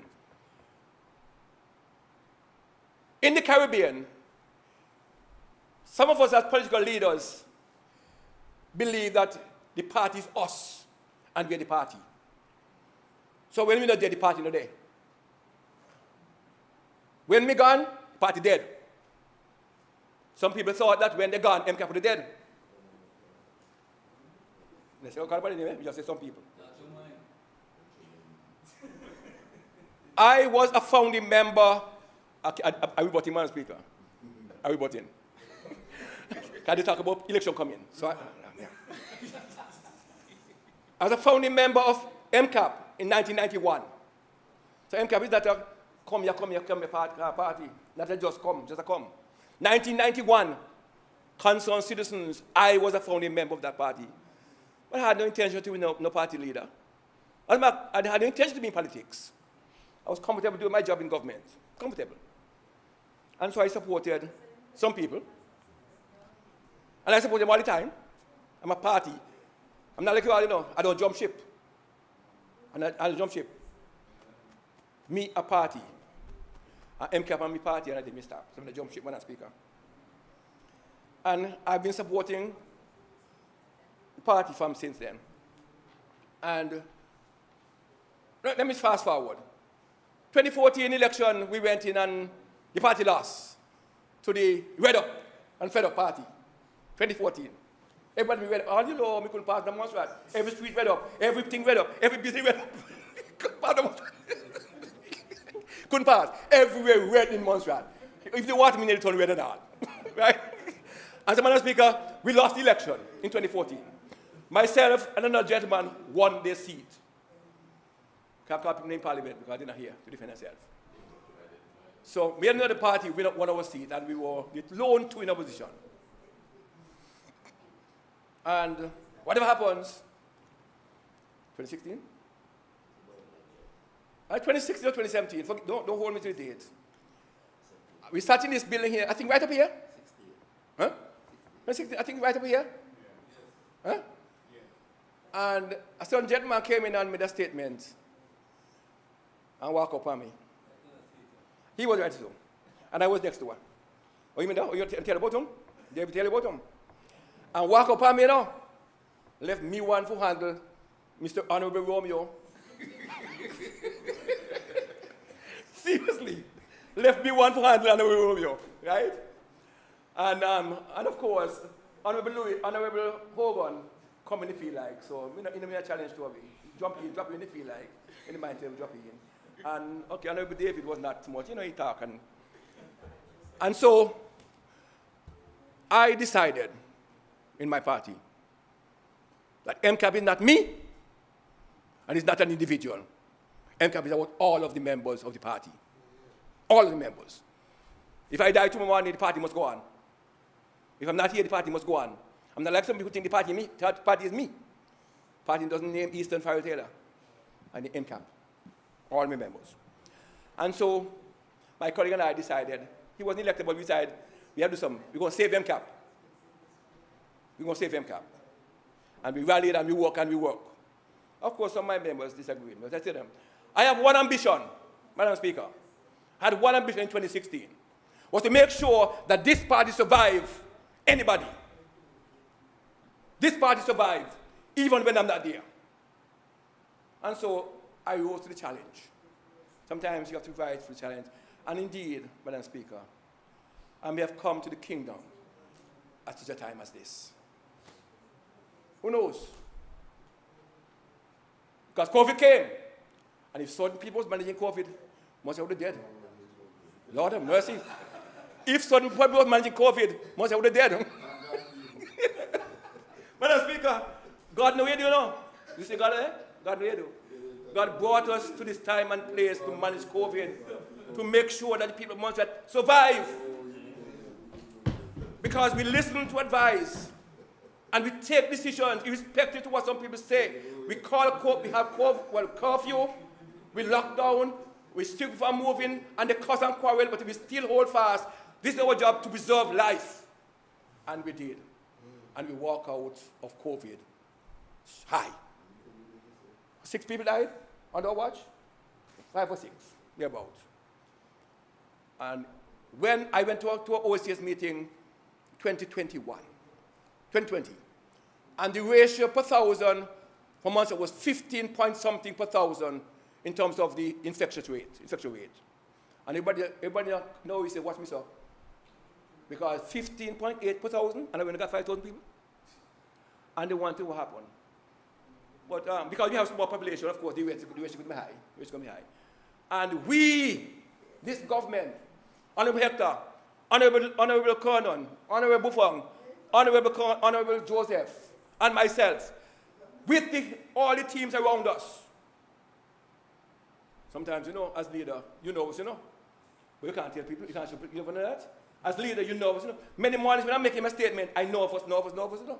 Welcome to us. But I have to stand brave because I'm the leader of the country. And I can't let most of people see that me frightened about COVID.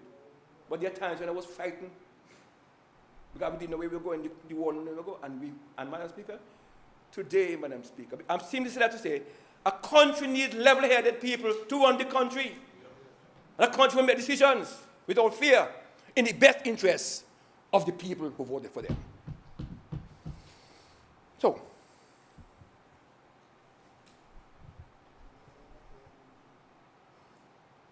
if you don't live on Montserrat, all you're hearing is the fake news. And fake news is news anywhere you go. Across the world, fake news is what is selling. If you speak the truth, nobody hears you. If you go on Facebook and post something positive, nobody comments on it. You post something negative, and the whole diaspora panum, left, right, and center. You post something positive, and nobody cares to respond to it. Or they do respond and change the subject matter about something else. And so, my honorable colleague and family overseas, he hears something, and you don't know what's happening, and he come and run him out and say some things, you know, that don't make sense. Because you see, after 2014 election, when a certain leader appointed a certain member to a certain position, and then fire you. You fire no yeah? Make sure you fire no you. Fire you. If I try to get fired, Madam Speaker, you don't listen much no more. Gone. And then he come back and then, I remember, you know, I was downstairs and there was a motion of no confidence in the government, where you were Speaker at that time. There was a motion of no confidence in the government, Madam Speaker. And somebody flying from London to vote on no confidence motion and catch the next flight go back out. Eh? Madam Speaker, was flying from London the day before. Come in the morning when we were in cabinet, we were in parliament. We were in parliament sitting down. And he flying from London and come in the morning about 11 o'clock.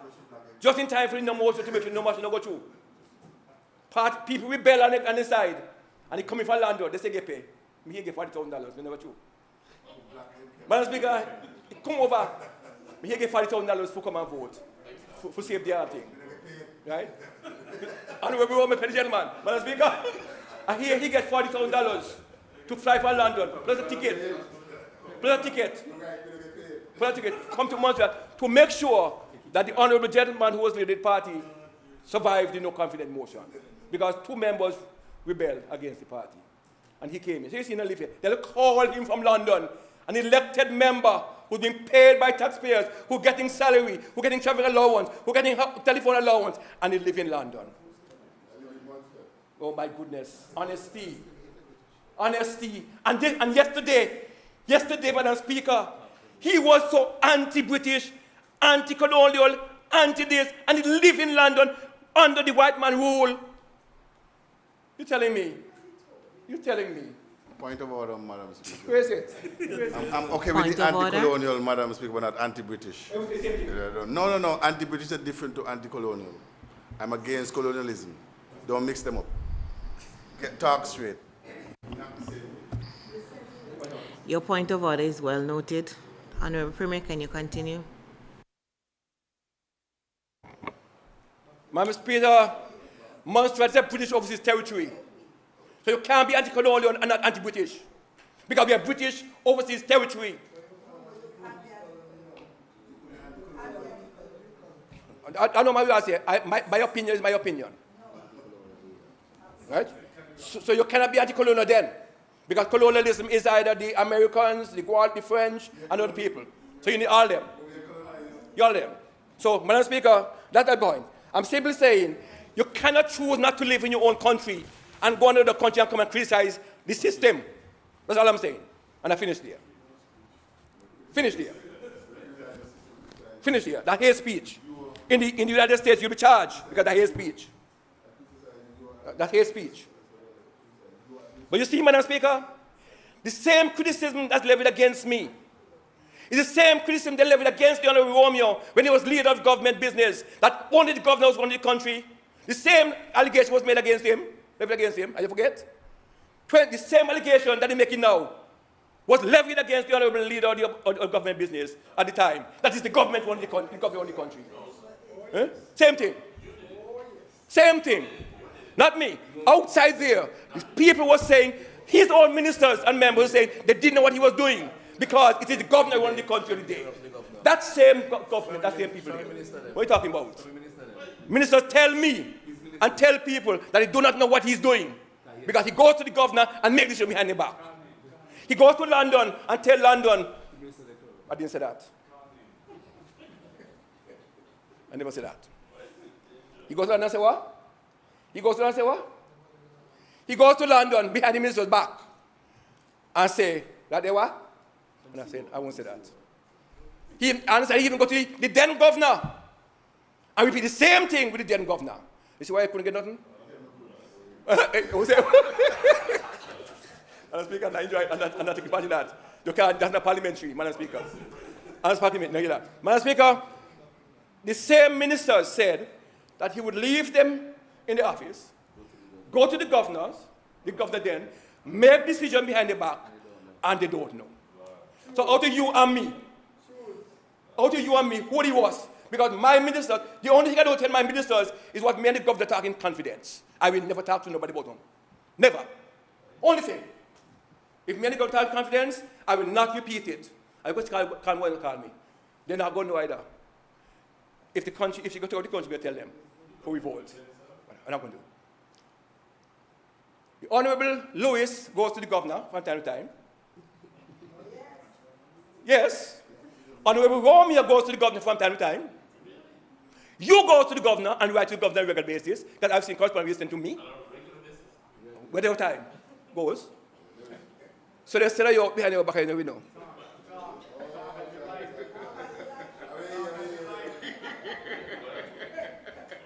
I'm not going to tell you all what me and the governor talk about, because that is constitutional rights the governor has to discuss with me. Sammy? No, seriously though, no, Madam Speaker, seriously. No, I'm dead serious. The same allegation that whoever they say, because you could be arrogant and get nothing. You could be calm and get what you want. I'm never known to be an arrogant person. Huh?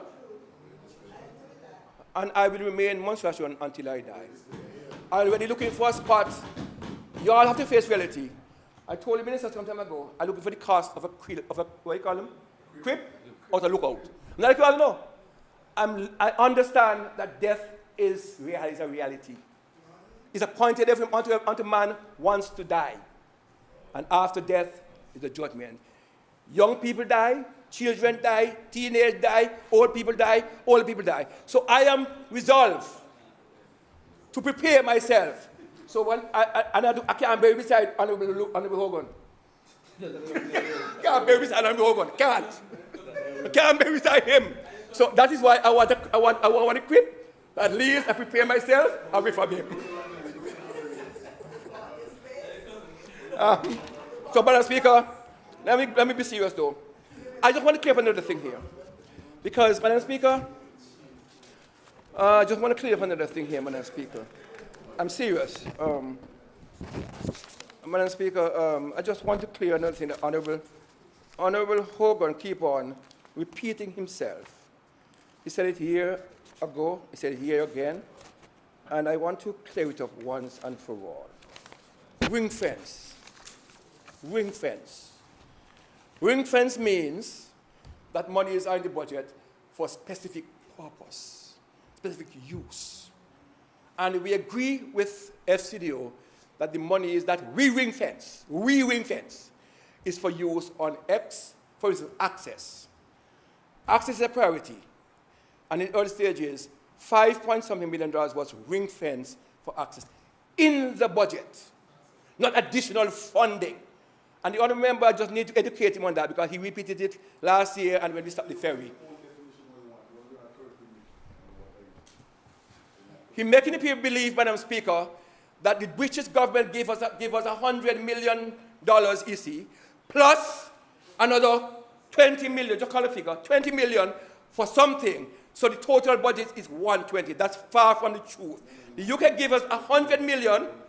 Madam Speaker, is he talking? What is this talking? I'm sorry, but he's not in. I'm just Honorable, do you have a point of order? Yes, Madam Speaker. What's your point of order? I'm happy for the minister to put on the record what he wants to say about ring fence. He's not correcting me. I've made my statements on my own record. That is not a point of order. It's inappropriate for him to be correcting The point of order is a breach and it's a debate. It's a rebuttal. And so he can correct something that was stated in the debate. His own self. You made a statement on which the Premier has the right to rebut. If he's breaching the rule, then you can stand and give your point of order, but he's not breaking a rule. Premier, you can continue. Madam Speaker, all of the Honorable Colin Owen, a gentleman who is not here, who was Finance Secretary, I won't call his name, and other persons who work in the financial industry, speak and say, look, and I read it, because, Madam Speaker, if you look through the budget, the ring fence amount is under TC or scholarships. That $2.something million, Madam Speaker, in here is part of the $155 million for the recurrent budget for this year. The $5.8 million for access is ring fence. It's in here, but it's part of the $155 million that we allocate for the.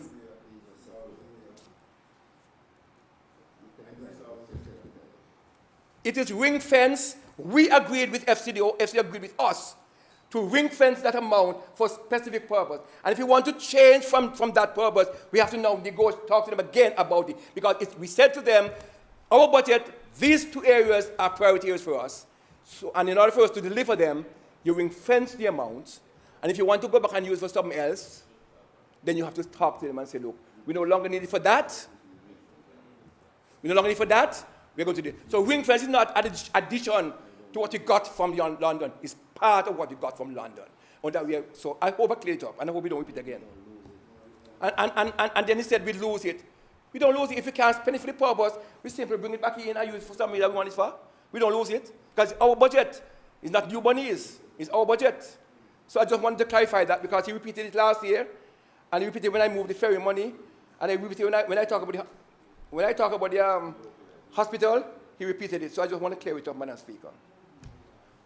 Madam Speaker, voting rights. The election ordinance. What are we doing? Madam Speaker, if you are parliamentarian in 2001, 2005, or 6, thereabouts, and you're a parliamentarian from 2014, 2019, Madam Speaker,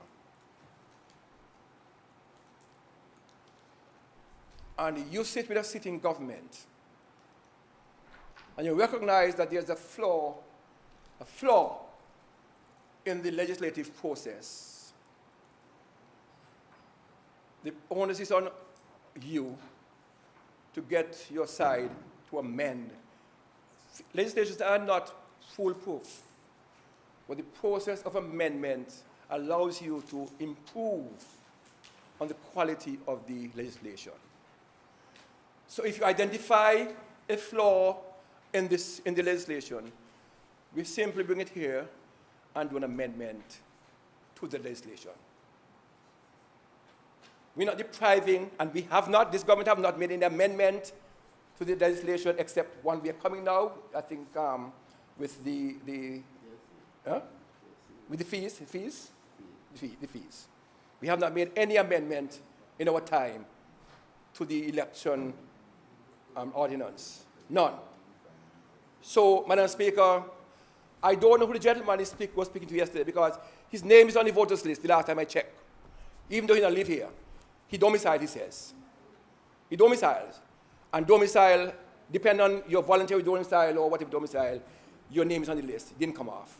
So he goes and comes to make sure that he spent a year.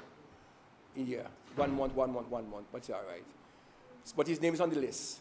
So yesterday I don't know really who he was talking about. Because if you left Montserrat for 14 years, I've never come back here, and you have no investment in Montserrat, no house, no land, nothing, what are you arguing about voting in Montserrat for? 14 years you left Montserrat, and you don't come back. And my only member did not live for 14 years. He just go and come. But we understand that. But there are people out there who are talking, and who he's trying to talk to. Because this is not his thing. He's trying to appease somebody outside who's listening. He knows he can vote.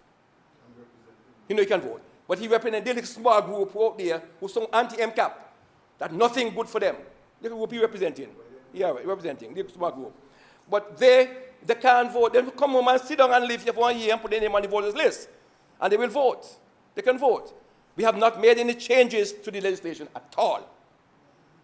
Except the one we're bringing now. None. So I just want to fix that one once and for all. If the people up there tell you to come down and lobby for them vote for England by mailing ballot, it's not happen. For mailing ballot, don't want to do. It's not happen. You tell them, but you're the representative. And they say, but you know, I went to England and I've never seen a man one place. I don't know where he live in England. Sorry. Madam Speaker. Again, Madam Speaker. Again, and I go back to the phrase that the gentleman made. I will say nothing good about this government. Nothing good. That's my theme. Nothing good about this government, I will say. That's selfishness. That's insularity. That's, call it what you want to call it, Madam Speaker. Because yesterday afternoon,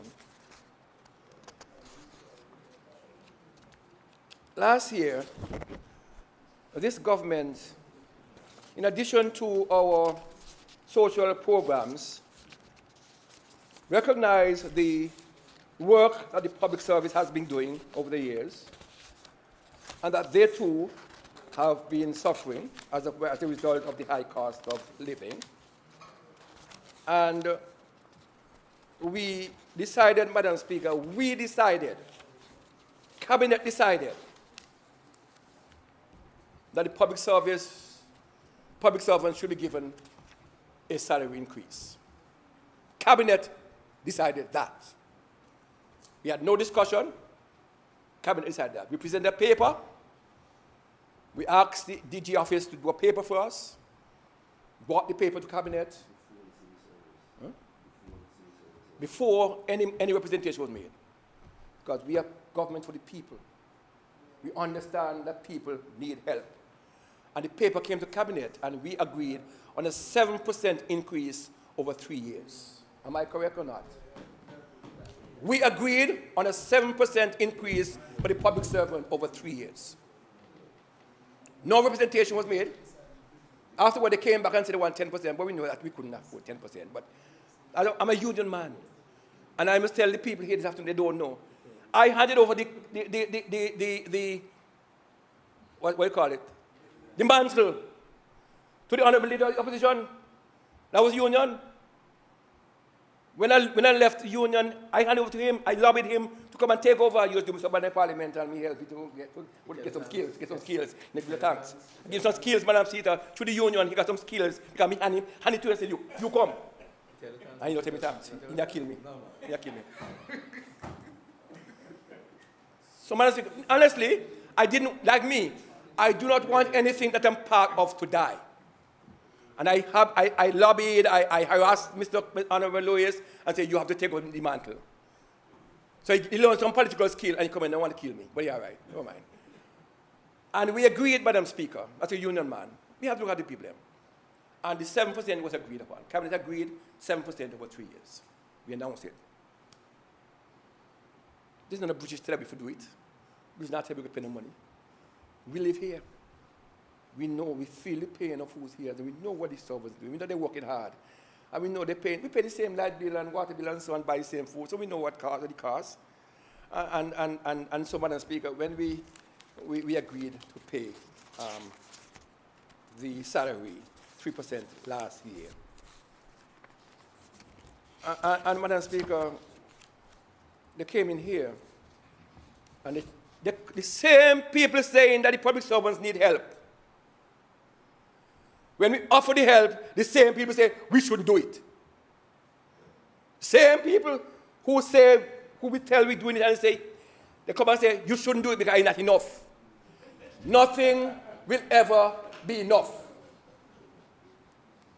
But as leaders with level heads, we stood our ground and we offer a 3% increase to the public servants. They work it out and say, oh, how much about the tax? But in any country, when you get an increased salary, you increase taxes, yes, that's how government works. You get increased salary, you probably go in a new scale, in a new salary scale, in a new band. That's how it works, worldwide. So it's not new for Montserrat. Just recently, I think last month, about nearly 800,000 people now gone into a new tax ban in the UK because they freeze some tax thing. Just last month, and over 100 million people just gone over in a new tax bracket. That's how we operate. So we operate the 3%. Whatever it is, the public servants were thankful. As we said, Madam Speaker, even last year, we didn't just stop there. The people who all get paid, who are paying the lowest, people who are taking home $1,300 a month, Madam Speaker, at the bottom of the scale. We abolished those scales, Madam Speaker, so that those persons are now taking home no less than $2,000 a month. That's about 16-17% or maybe more increase in salary, Madam Speaker, we give them. Maybe one at that. Some people are taking home $1,500 a month, and they're now taking home $2,000 a month, Madam Speaker. We are a government that care about people. Huh? Yeah. By giving them that $5,000 over the $15,000 times 12, at $6,000 more, they get in. Yes, they pay like taxes, but that is fine because they understand that they have more money to spend now. So in addition to that, Madam Speaker, and that was in addition to the 3%, you know. Not only did we abolish abolish the bottom scales. We abolished the bottom scales, and we added on. We added on the 3% on that, Madam Speaker. So it's the how much percent plus the 3% they got. And so, Madam Speaker, and we plead again, the nurses and teachers, and nurse said to me, Premier, I talk about this on them. I don't talk about them. The nurses and teachers were paid differently to other public servants. The scales were different. And we now align the nurses and teachers' salary scale with those in the Western public service based on the scales and qualification. We align them. So they're taking home more money now, last year, along with the 3%. Not only did we align them, but we gave them 3% in addition to that. This is what this government is doing, has been doing. We have a record that cannot be matched by any administration for the past 25 years. We have a record that cannot be matched by any government over the last 25 years. And I say that loud and clear. So, Madam Speaker, this year,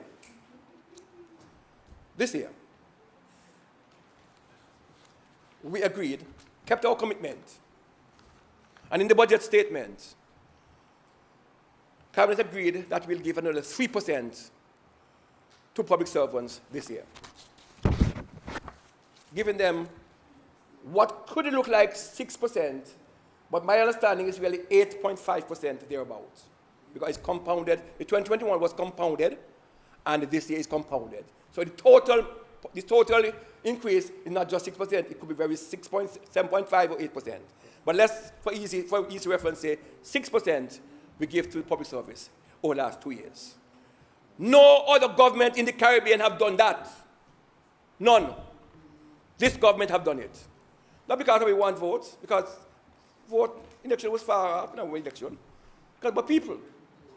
So they know what they're saying, what election coming. Then come in what?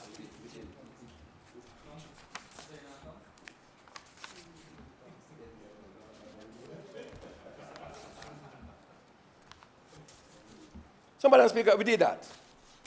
And we did, and not only did we do that, Madam Speaker, what else did we do? Madam Speaker, there's a certain gentleman who was in my party. And I suggested certain things to him, and he said we can't work because he had his own agenda. I don't know who want to be done. I don't know who that be. So, Madam Speaker, we agreed that because of the high cost of living,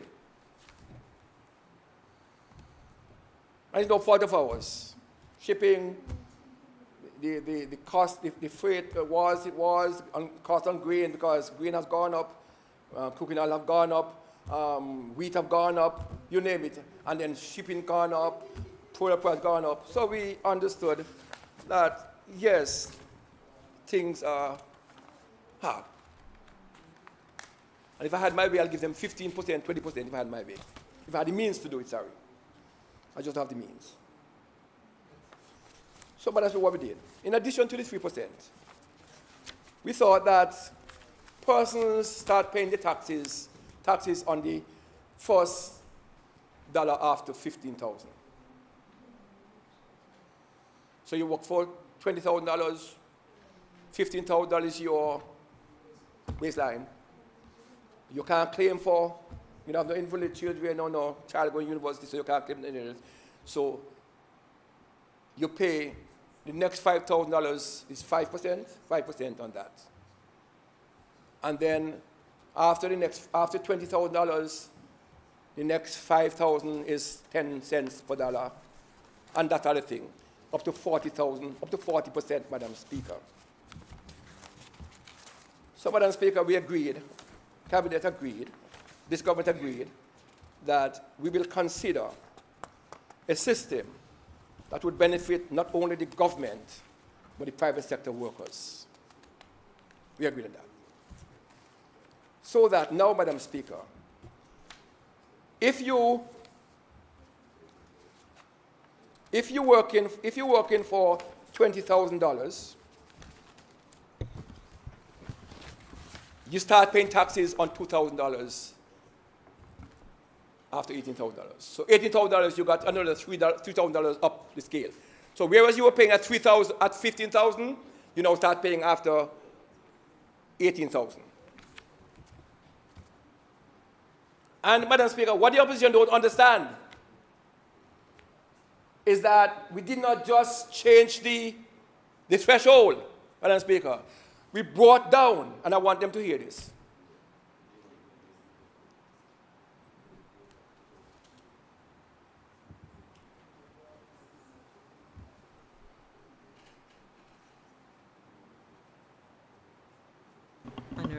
Honorable members.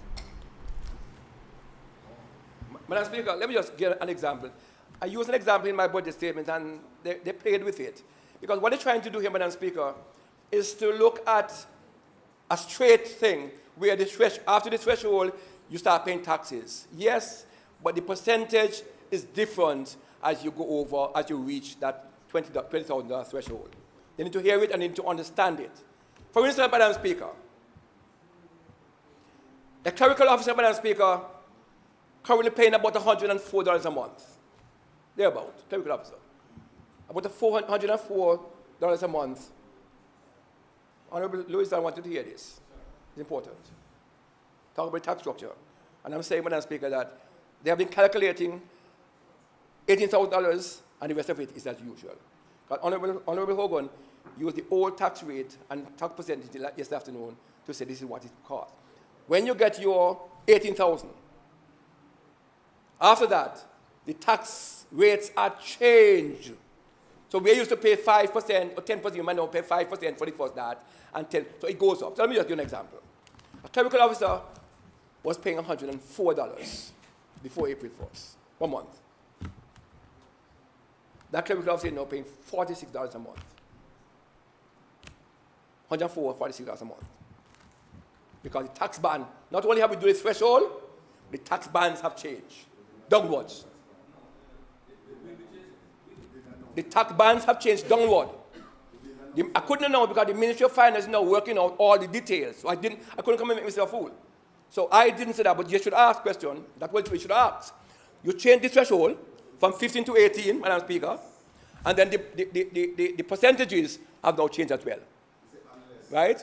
So bear in mind that whereas you might have been paying 10 and 15 and 20, I think we have changed that. We have modified that. So when it's calculated, because we have calculated, we will know exactly what it's costing us. And I'll give you the data then, and you'll work it and see how much they get. Public servants are benefiting from this intervention. They benefit.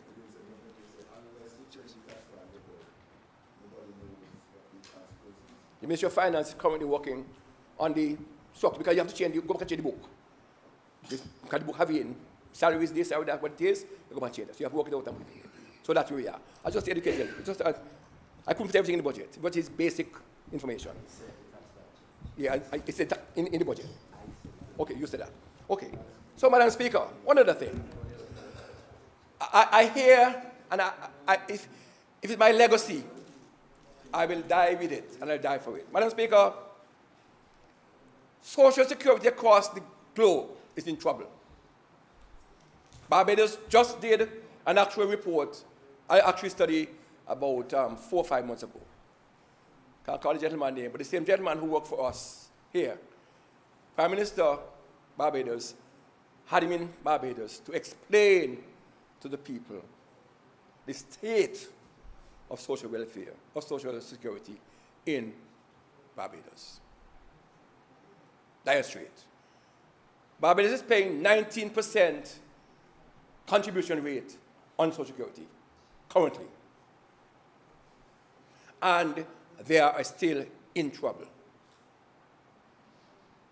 I know Prime Minister, of course, he's in Ireland again, so he might do what I have to do. When I came to office, Madam Speaker, I met 2 actual reports. 2. And then I got a 3rd one. And they all said the same thing. If there's no intervention, Social Security will go under by 2026. If there's no government intervention. It was difficult for me, but I wanted to ensure that persons who toiled and labored in hot sun or washing people's clothes in the hospital or wherever, cutting road, that when they retire, rather than going to Social Security to ask them, to means test them, that they can go to Social Security and get their contribution, their payment, their pension. So I took this decision in consultation with some technicians. And my understanding is that that should have happened, recommendation was made long ago. And they all criticize me, but I know most of the people are happy now, because they know that when things happen, they have a pension to live on. Madam Speaker, we abolished the early retirement pension, early retirement. That was killing the fund. They tell me I must change, I must increase the penalty. That don't work. If I am getting $600 at age 60, and I'm going to get another $120 at age 65, if I even tell you 610 me to increase the ceiling, that I lose $100. Increase the penalty, that I lose $100. I go take my $500. The question is, how long am I going to live? Let me take money away. So early pension, no matter what penalty you put on an early pension, they go take it. The best thing to do is to say, no early pension, you retire at 55, give the fund a chance to build a reserve, while, and I heard this morning that government is supposed to meet their commitment to pay what the actuary said. At least, Madam Speaker, at least we acted on the actuarial report. Actuarial report, I think, said you must put in $2.5 million for 3 years or 4 years, thereabout. And this government in the first year put in $1.8 million. The next year, financial government, we put in $1 million. And this year, $1 million. We have made the sacrifice from other services to make sure that we meet our commitment, even not in full, but we meet our commitment to the Social Security Fund. It takes guts to do it, and I still hear this morning you're talking as though it's a bad word to do it, but I make no, apologies for doing that. I say it loud and clear. I make no apologies for adjusting the Social Security legislation to make sure the fund survives. None. I'm getting there. I just want to make sure I answer the questions. I wasn't quite sure what Honorable Hogan meant when he said that we are living on the British taxpayers. I'm still not sure what he meant by that, so I couldn't answer that. We are living on the British taxpayers. Yeah, we know the British taxpayers, British is providing us with budgetary support. But as I said to a former governor who said to me the same thing, that it was British taxpayers' money, and I said to him, the last time I think about it, there were Montserrats living in the UK who were paying taxes.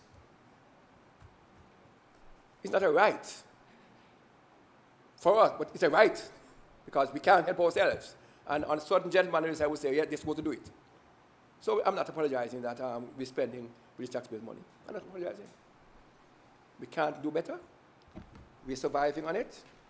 And until we can make our own money, which I want us to do, make our own money, and wean ourselves of granting aid. When I say that, members on the opposition tell me don't say it, but the intention is really to wean yourself, get your economy going, build your economy, get your population up, and of course, wean yourself. In 1991, we were not in granting aid. We were getting capital funds from the UK, but we were balancing our own budget based on recurrent. And that's where we want to get back. Yes, we have medical school, we had medical school and other things.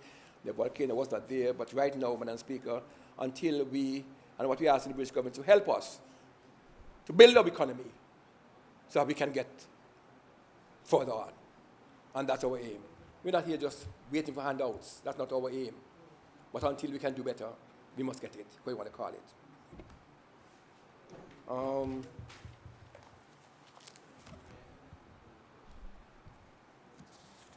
The strategy, basically another white paper. The 2012 white paper is basically an update. The strategy is talking about the strategy for the declaration that we signed in London last November. The strategy is 22. It's a kind of white paper, basically. What you call it. It's a 2012 white paper. They're upgrading that, make it more modern. Same thing. Establish a relationship. Tell me your relationship with with the UK. So I'm not even going to speak to that much. What did Honorable Lewis say? Nothing. Basically the same thing. I answered the same questions. I don't think I want to repeat the same questions again. Honorable Romeo said he wasn't on his own yesterday, so he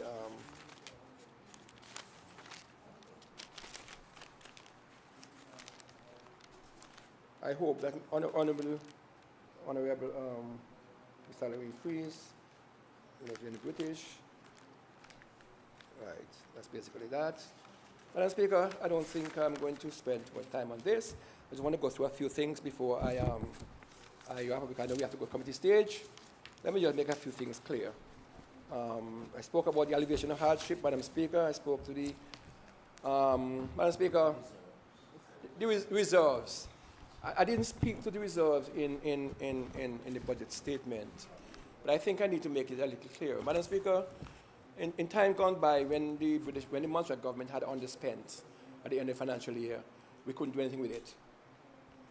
They dictate what happened to it. We went to London and we discussed with the team in London that they need to give me some latitude.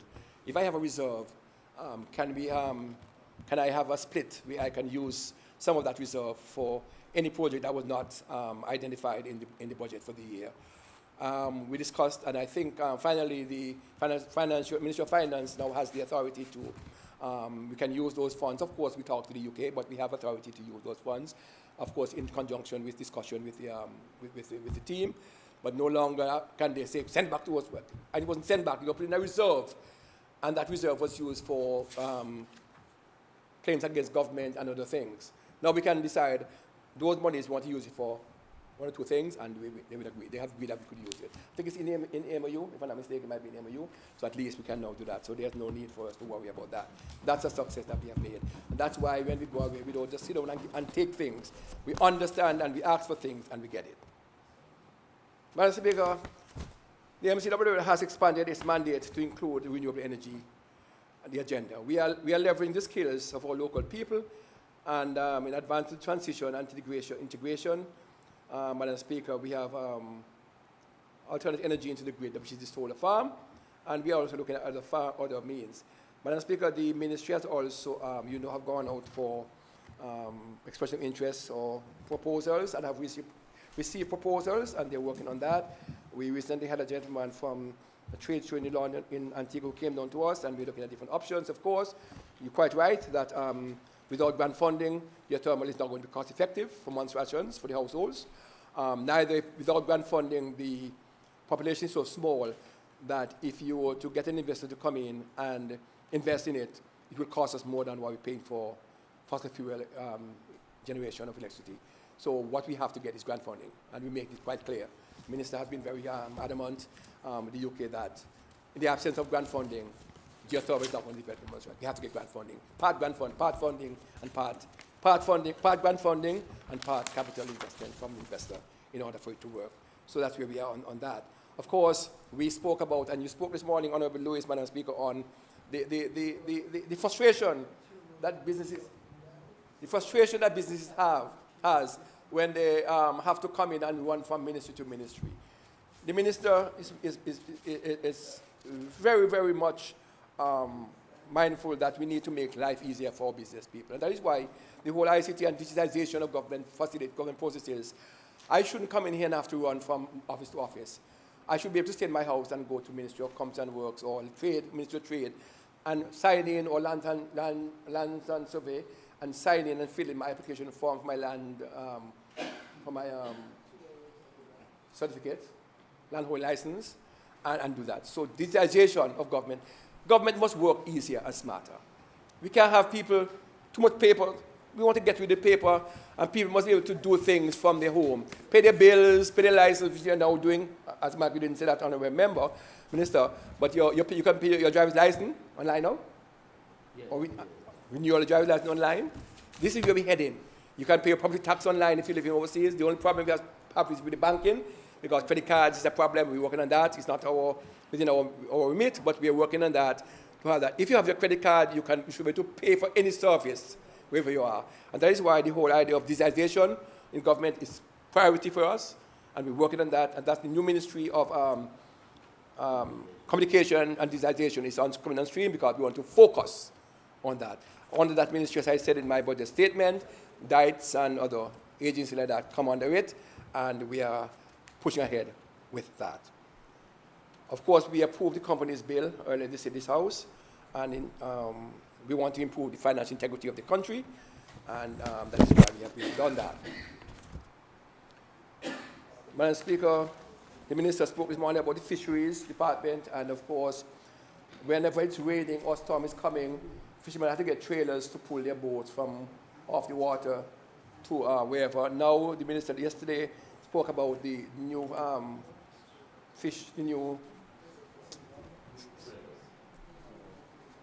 the boatyard, and under the port project, we also have equipment to move the boats. So you have trailers, 15 trailers that go and pull the boat from there. And the Minister spoke about a vehicle, which is important. I guess he'll work it out to pull the boats up. So the boats come off the water, you hook them on, pull them off, and carry them to the boatyard. When hurricane finish, you take them back. Because before that, Madam Speaker, you have to get cranes and so to hoist them off the water and bring them up, damage your boats and so. So that is making it easier. Of course, it is we just passed the IMO legislation a few months ago, where fisheries have to come to a certain standard, so they have to have their GPS devices. We are now trying to also take pressure off the fish stock. So he's talking about the VATs and so that fads that he's putting in, and there's other things there are great designs, the fads, and of course they're doing training on solas, and planning to repair boats, training to repair boats and engines. So, Madam Speaker, we're not leaving out the fishermen. They are important in terms of our diet and our food security, and we are not leaving them out. I spoke about the digitization and to transform government services on an online platform, and we are working on that. I know I just got an offer for 50,000 US, which is not here yet, and I asked them to put it towards some level of digitization. That will do. Madam Speaker, the port project is ongoing. The original design, there has not been any change. I heard this morning a lot of talk about the port project, and I know that there's a number of engineers and new engineers around the place. Since we started discussion on the port project, Madam Speaker, all kind of engineers sprang up from wherever. Everybody come engineer overnight. Everybody know how to construct port. Everybody know how to construct breakwater. Everybody know how to do everything with a port. But I'm in the office, so I come in and I listen. Madam Speaker, there hasn't been much change to the design since the previous administration started it. They had the opening, yes, and it never happened. What is happening now is that, and I asked the question, do you want a breakwater or a port? Do you want a breakwater or port? You wanted a 200-meter port, you don't have money to build a 100-meter. We're now getting a 130-meter port, and there's adjustment to the moorings. They incorporate a mooring dolphin, which is 30 meters, so that will make it 180, thereabout, or 160, 170. So the 30-meter dolphin, Minister, Honorable, the adjustment to the port is not much. It's 130 meter, and there's a 30-meter mooring dolphin. You can't do breakwater and do port at the same time. What you have? You tell what you want. Same way you all want ferry, and you want to do. Do you want a breakwater and not a ferry? Do you want a breakwater and not a port, or you want a port and a breakwater? So you want a breakwater without a port? So you want a breakwater without a port? Well, tell the people of Montserrat that you want a breakwater without a port. Because, Madam Speaker, you can't have a breakwater and a port in what we have. So we have to decide what is the priority. Huh? The priority right now is to build some kind of breakwater and to build a port. And the extension that the honorable member was talking about is an extension to the jetty when time goes by as a phase 2. We never talk about a phase 2, never talk about a phase 2 breakwater. That was that.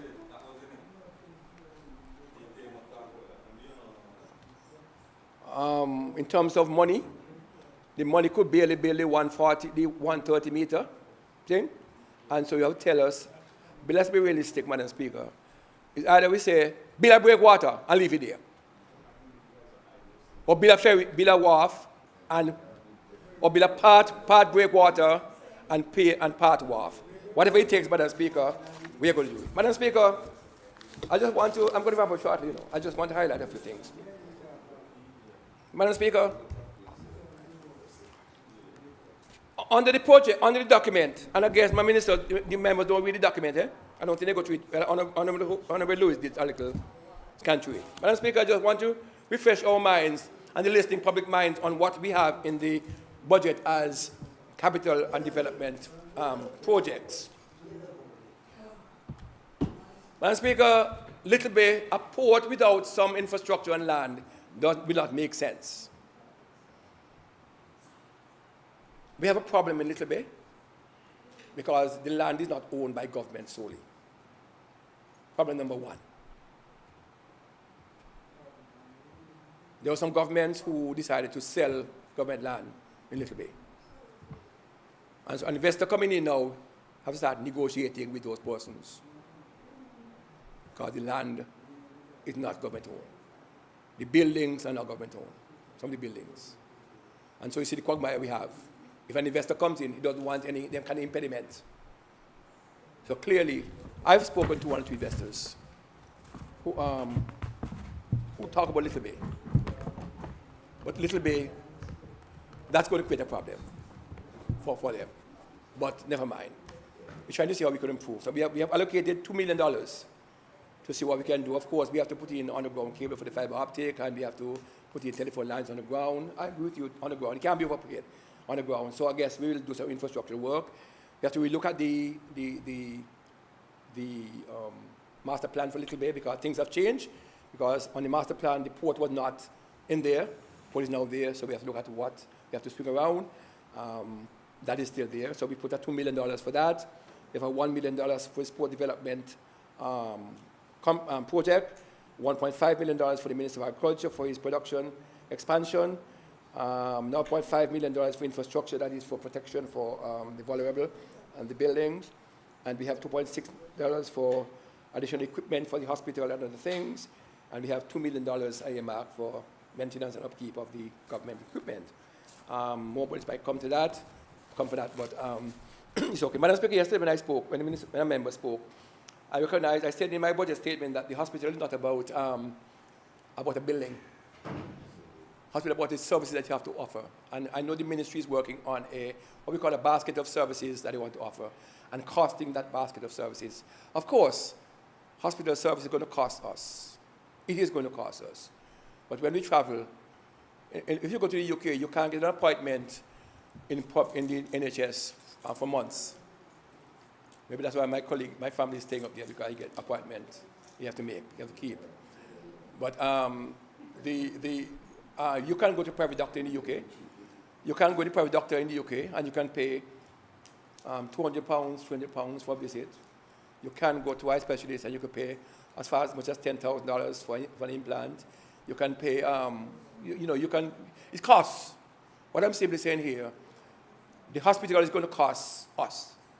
But government, of course, will have to decide who are they going to subsidize, or are we going to have our private insurance, which I think some people have, that we could get the service and pay for it. CT scan is not going to be cheap, not going to be free. The dialysis machine, not the dialysis, the mammogram is not going to be free. Or just whatever you do is not going to be free. There will be some cost to it. Government will have to offset some of it, depend on the category of persons. But, Madam Speaker, it's not going to be, all of it is not going to be free. Madam Speaker, I understand Honorable Hogan was talking about the hospital, I think. And it seemed as though he was not on Ireland when we were doing the consultation with Article 25. extensive consultation was carried out in the communities. And just to refresh our memories, Madam Speaker, the hospital is a 57,000 square foot, three-story building. 57,000 square foot, three-story building. It's 25 beds in ward and private rooms. But I understand, and this is that areas can be expanded to hold up to 30 beds as they lay out. But it is designed with 25 beds, but it can hold almost as 30-something beds based on the layout. Has wards and a private ward, which is critical, important for us because some people want to pay for a private ward where they have some more privacy. It has 2 operating theater and endoscopy. It has a dedicated labor room. I hope Honorable Howard is listening because he said he didn't know what was in it. I just want to refresh his memories of what is in the hospital in terms of the building, and of course we're purchasing equipment to go with it. I hope you follow me when I'm saying that it's a 57,000 square foot building, 3-story, 25 beds, and it could accommodate 30-something beds because they are squares, 30-something beds. It has a surgical service, including 2 theaters. It has a dedicated labor and delivery room. It has outpatient and inpatient diagnostic services, including the new CT scan and the mammogram. It has outpatient and inpatient laboratory services. It has, of course, the pharmacy services, accident and emergency casualty. You know, in the UK, you go to accident and emergency with the doctor. It has that in it. It has a dedicated, of course, we have in it a mental health care room. All of us have mental care problems, all of us. So I'm not talking about crazy people, I'm talking about real mental health. And mental health is important that we look after our own mental health. Because politics puts stress on you, except me. Puts stress on you. And you have to take care of your mental health. So we have in place that mental health care room and various outpatient. You have different rooms for physicians. So, you know, go along with just one casualty and stay. You have rooms, like big country. You have rooms for different doctors. So you go to one doctor, doctor 2, doctor 3, room 3, and so we have that. And there's, of course, there's a project manager dealing with the outpatient element, so it's a kind of semi-commercial aspect of it. The question about what basket of services will be offered, that is being worked on. The cost of these services, that also is being worked on. A general cost of that. And the health information system is almost up and running. I know that St. John's and other clinics will have it. So you go to one clinic now, you go to Salem Clinic. You saw somebody at St. John's yesterday. We live in Salem. So you go to Salem tomorrow. That doctor don't not have to call St. John's to find out what he gave you as the condition. They look on it, they go online, pull up your file, whether in Salem, St. Peter's, or Coachhead. Your claim come up. They say you went to St. John's yesterday. Doctor gave you this because you had a pain in your, or whatever it is, and you come back with the same pain, and they do their thing. So that is on stream. We have a young gentleman who is a young menstruation, Mr. West. Congratulations, he's doing very well in terms of getting that working. He's working, and he's just a workhorse along with Mary and other people, and he's getting that system up and running. If you see him at the hospital compound, you know that he's busy. Of course, Honorable Minister Joseph is very passionate about the data protection, because when you put your health information in the system, it has to be protected, and that is why the digital confirmation and other use, we have to work together. We have to have a separate data unit, but we have to protect people's data. And not only in the healthcare system, the banks and other places, data protection is critical. And I think we brought a draft data bill here, but we took it back because it needed some refining. But we have to be mindful that people's medical data has to be protected and cannot be accessible to all and sundry. Telemedicine, of course, is one way for us to acquire professional service other than people coming in here. So we'll be system we all have, and now they're running the cables as I speak, they're running cables on the hospital compound for these services, be it fiber optic or electricity, whatever it is. They dug up and put down cables that when the buildings are demolished, you will already have your infrastructure on the ground.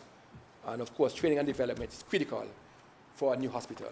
We have to make sure that we have people trained. And of course, the demonstrations out there, there's an opportunity for them to tap in. What I find strange is that we have a number of vacancies in Montserrat, and we have been advertising them on the government website, on the Montserrat UK website, and I don't see any demonstration, but I don't see any demonstration applying for them. So I think that, again, when we talk about demonstration not being welcomed, there's opportunity for them to apply for those positions, but I don't know that we have had much success in that. And so, Madam Speaker, once again, this is, I spoke to Mole already, and I'll speak to Mole again. The Minister will speak about Mole in other conversations as we go along, and I will rest that piece of it. Madam Speaker, let me just do a summary.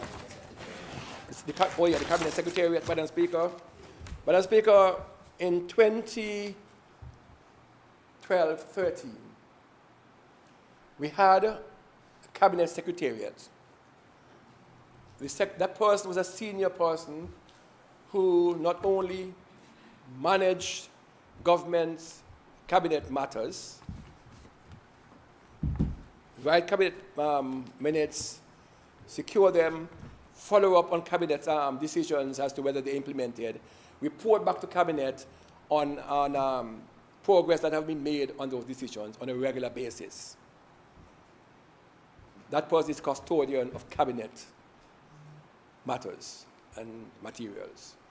Additionally, Madam Speaker, in that unit, you're having the policy and planning unit, you have your trade division within that, and you have your trade advisor or business development officer with that. It's a combination of trade, economics, and cabinet under the one roof. So it's a what we call the CABSEC. That person is responsible for that unit. The Cabinet Secretariat is responsible for that unit, but they have a number of agents, another arms under them. I say planning, trade, the whole trade, and the trade advisor, because that unit is supposed to be talking about private sector investment and all the things that would happen. What happened is that we abolished that unit in 2015 and established a cabinet secretary. So we had a cabinet secretary just taking cabinet minutes, and that person has always been very heavily occupied and cannot follow up on the decisions, because when cabinet made decisions, send them out to PSCs and other places, ministries, somebody to follow up, to report to cabinet whether actions have been taken on those decisions, and if not, what needs to be done. So that's the, I hope that answered the question. The Cabinet Secretariat. Madam Hector? Madam Hector? Okay, Madam Speaker, let me just briefly, I'm closing up now.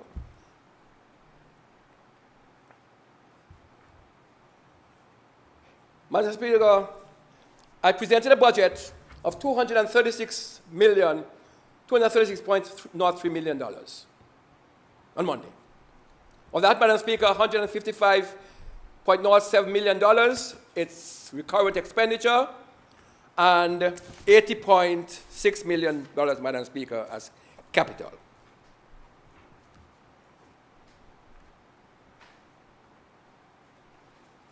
I identified, Madam Speaker, that the construction sector, which is booming at this point in time, is expected to grow by 10 to 15% this year, based on the value of major construction projects such as the port, hospital, the Parliament building, and others. I said, Madam Speaker, in my budget statement that the mining and quarrying is expected to grow by 5 to 10% this year, with export exceeding last year's. Under the agricultural sector, Madam Speaker, I reported that the agricultural sector is expected to grow by 8% this year, and GMO and government have increased access to farmland, providing irrigation, support to local farmers, and to enhance crop protection, among others. On our capital investment, Madam Speaker, I mentioned that the new hospital, the main construction, is expected to start this year. The tender award should be assessed, and construction should start this year. The new Parliament building, Madam Speaker, the detailed design will be completed soon, or they are now looking at possibly tenders.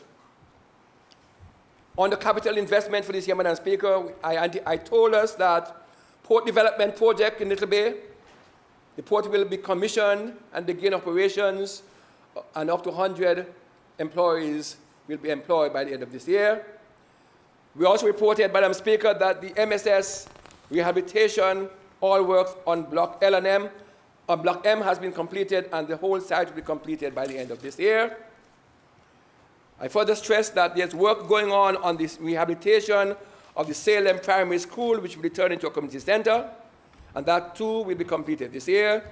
That energy initiatives, geothermal wellheads will be maintained, energy efficient lighting, environmental friendly disposal bulbs will continue to be shared with the population, and this project will continue to be implemented. Funds, Madam Speaker, allocated for the following priority areas. Visit the Little Bay Master Plan includes implementing new infrastructure and advancing engagements with potential investors, and this investment will include, Madam Speaker, $2 million of funding. We will launch the Agriculture Production Expansion Project. This investment will include $1.5 million of funding, which will include initiatives to increase the production, yield, and efficiency of our agricultural products. We launched the Sport Rehabilitation Project, an investment which will include $1 million of funding in this financial year to deliver a new motorsport racetrack in Montserrat, completing the refurbishment of multipurpose sports center flooring, and installing new sporting facilities in Lookout, Davy Hill, and Drummonds. Madam Speaker, with the assistance from the British government, UK government, we have purchased a new medium-speed generator and an emergency high-speed generator. We have purchased a new CT scanner, an enclosure, so the building, together with enabling infrastructure. We have in place a 3DM monographic machine, a new neonatal transport incubator, enhanced and an energy oxygen plant on vehicle. Madam Speaker, the country poverty assessment will include the household budget survey, and it has been funded under the budget, and this information will inform our social policies as we go forward. Social security, to ensure that the Social Security Fund continues to be in a position to safeguard senior citizens and retirees, an allocation of $1 million has been provided to support this initiative. Madam Speaker, we left the Public Administration Bill in place in 2014. We came back into government in 2019, and it's still there in order to enhance public service deliverable. Government will build on the work done on the bill with a view of implementing the Act as a means of strengthening the framework that governs the functioning of the public service. We will also, Madam Speaker, undertake a comprehensive review of remuneration structure, processes, and levels of service within the public service. Madam Speaker, in terms of our new fiscal measures, we have reformed the taxes from 2024. Government will implement a revised tax band for pay-as-you-earn, of course, with a modification to the bands, and reduce the amount of tax paid on overall income. The tax-free threshold will rise from 15,000 to 18,000. This tax reduction will benefit, Madam Speaker, the entire workforce, private sector, and government workers. The salary increase, we give again this year another 3% to all public servants, making it a total of 6% over the last 2 years. Madam Speaker, in terms of tourism, I heard that I borrowed this from the honorable member, I don't know how, so I borrowed it from him. Madam Speaker, the tourism division will transition into the Montserrat Tourist Authority. The Tourist Board will be reinstated very shortly, creating new opportunities for the development and marketing of Montserrat's national tourism product. Pleased to report that the Montserrat UK office budget will be expanded to allow it to act as a conduit in trade and marketing matters in the United Kingdom and Europe. Digital transformation, creation of a new ministry, the Ministry of Communication and Digital Transformation, incorporating DITES and other IT-related services across government of Montserrat, including cyber, regulatory, infrastructure, and solutions. The housing, Madam Speaker, $1.5 million approved to fund the construction of 2 new units and some surrounding road infrastructure work in Drummonds, and $1.3 million, Madam Speaker, in corrective work and maintenance on social housing to bring them up to standard, Madam Speaker. Madam Speaker, the question I would ask as I close. On Monday, I presented the budget under the theme, From Vision to Reality, Empowering. Madam Speaker, the members of this Honourable House on the other side, of course, I don't think about election year when I'm doing a budget. I think about the people of Montserrat. And the question I would ask members of this Honourable House, what is the difference from this budget to the budget that was presented in 2015, 16, 17, 18, and 19? What's the difference? The difference is that this is a progressive budget. The difference is that we have made provision to ensure that our social agenda has been strengthened. The difference is that we have made provision to support our vulnerable persons in Ireland. The difference is that we have looked after our public servants. We have also looked after the private sector. The difference is that we have, as a government, looked after our people. People is the center of our thought over the last 4.5 years. Anyone who takes this budget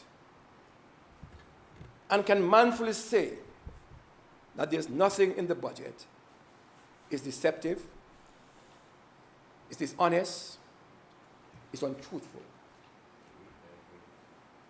I believe, Madam Speaker, that based on what we have, this government have dealt well and can give account for its stewardship. We make sure we allocate the funds where they are most needed, and we promise to improve on them the best we can. We are working on building the economy. Population, of course, Madam Speaker, need to grow. But I just want to say that population growth is not like a string beans or corn that you plant. It takes time to grow. And a population that has grown from 2005 in 1996 to 4,300 in 2024, with just 11% drop from 2011. In 13 years, there's an 11% drop. Persons are moving for different reasons. UK has now given free range to certain countries that they can come without visa. They used to come to Montserrat, they no longer come to Montserrat, they can go someplace else. They take the families from Montserrat because everybody come to improve themselves. Yes, there are a lot of them working at the moment. People always move, people will come back. We have improved the immigration laws to encourage people to come and stay, unlike coming and have to go back and apply and don't come back. We have improved on that. That's one step in improving our population, increasing population. Madam Speaker, this government does not work because of election. We work because the people elected us to do their business. And I can say without a doubt, Madam Speaker, that we have done that. And in closing, Madam Speaker, let me allay every fear that my coming down as premier, as leader of party, was my making and my doing. The Honourable Dr. Sawi Joseph has been selected, elected, as the next leader of our party. I endorse him, and I've been running to support him and the rest of the team. Let it be known that this is our strategy. I wasn't pushed out. I stepped down because I understand that there's need for transition to the younger groups. We understand that the young generation must come to the fore, and hence it doesn't make sense for me to hold on for nothing and stagnate the young people. Yes, I'm a senior. I have experience in politics. This is my 18th year. And so I'll stand to guide them if they so desire. But being as it may, we don't have no infighting. We have no coup. Everything was done above board democratically. And I pledge my support to the honorable leader and our team as we go forward. And the people of Montserrat will definitely re-elect this MCAP administration because we have done our best. Madam Speaker, I rest.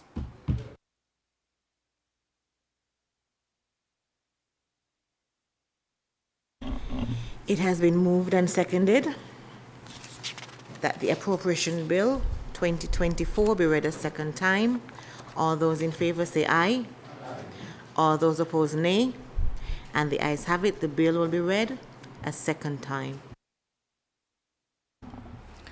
Appropriation Bill 2024. The House will now go into committee stage to consider the bill in more details.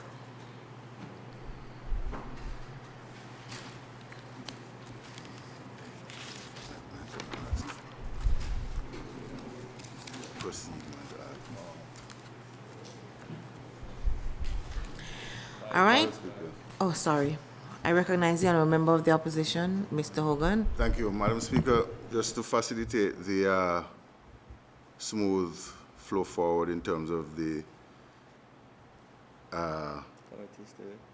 inflation and ring fencing figures I presented, I wanted to clarify without having to subject myself to making any public statements, since we are already public, that the figures referred by the Premier, which he knows about, are published by the World Bank on global data.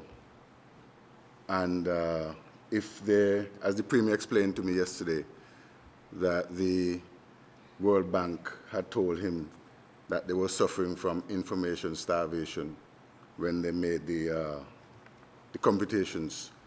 That was not explained to me, so I used the figures from the World Bank, which are 6.26 inflation, 3.97 consumer price inflation, and maximum inflation of 6.26.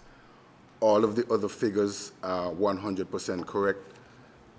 At least they're taken from directly from the Montserrat government statistics site, which are the food and beverage 102%, clothing and footwear 105, housing and utilities 95.76, hotels and restaurants 105, health 102, transport 108, and all items at 102. I wanted to be clear, I have not made any error with these figures because they are the World Bank figures. Whether they were, if they are information starved, as the Premier said when they computed the figures, that's a matter for the statistics department, not me. Secondly, the figures that are relevant in terms of the inflation by sectors, there are no errors there. And I cannot blame World Bank for the figures that they have. Lastly, to clarify, on the ring fencing, if the Premier defines ring fence, how he defines ring fence, that's a matter for the Premier. Ring fence was differently defined by me for my purposes and for the government I was in before. We had never locally ring fenced any money because ring fences was only done by the person who controlled the purse, and the ferry was ring fence, not outside the budget, but ring fence as money seen as additional within the budget, which could not be used for anything else. Similar to the description the Premier is making, but the difference is the local government has never ring fenced anything. The ring fencing was controlled by the donor of the money. So we have to move forward understanding that I made no error, and the definition of ring fencing is possibly different in terms of the Premier saying he can ring fence funds, but I cannot recall that we were able to ring fence any funds in my time. And it would not have been prudent because we're in budgetary aid. I want to thank you for allowing me that clarification. Or last one, $77 million in 2015, I was quite correct, is equal to 100 million in value in 2024. I've also communicated the calculation and the conversion to the Honorable Minister so he can be sure how to calculate that over time what we have been getting is the adjustment for inflation, and the value of the monies we have been receiving since 2014 have remained the same. Thank you. I recognize the Honorable Premier. I don't wish to prolong the conversation. I do not know whether there was an element of mistrust when the UK ring-fenced the funds in those early days. What I do know is that those ring-fence funds, as it is now, is outlined in the MOU. It's part of the allocation that we received from the UK. Those were agreed to by the team on us before they come to us. We all identified way back that access is a critical service, public service, and that the TC program and scholarship funding was also critical for Montserrat development, and hence those funds we agreed together that they'll be ring-fenced for those purposes, and if we were to use them for anything else, we will discuss with the UK, because for instance, suppose we didn't use all of the scholarship fund when it's due, then, and we have a surplus, we'll then ask the UK to use that funds for something else. That is how we operate on the ring fence as it is right now. Remember earlier when I said to the minister that I was going to ask, I said to this house that the monies for the hospital will be ring fence, and I was chastised, but I did say that to FCDO. By that I mean that this money for the hospital will not be used. It matters not how much pressure the program is under. These funds will not be used for anything else, because if the minute you lose it, you will not get it back. And I was adamant, and they say, oh, Premier, what do you mean? I said, in truth and in fact, we will agree that this will fence. So we're not going to go into semantics and other things. The World Bank figures, if that's what they are, but we know that the data is not correct based on us. That is fine with us. We're not going to argue those things, but the ring fence is clear that we agree on those figures with the FCDO. I recognize the Honorable Financial Secretary. Just to mention, Madam Chair, that they're both right. I love that. I love that.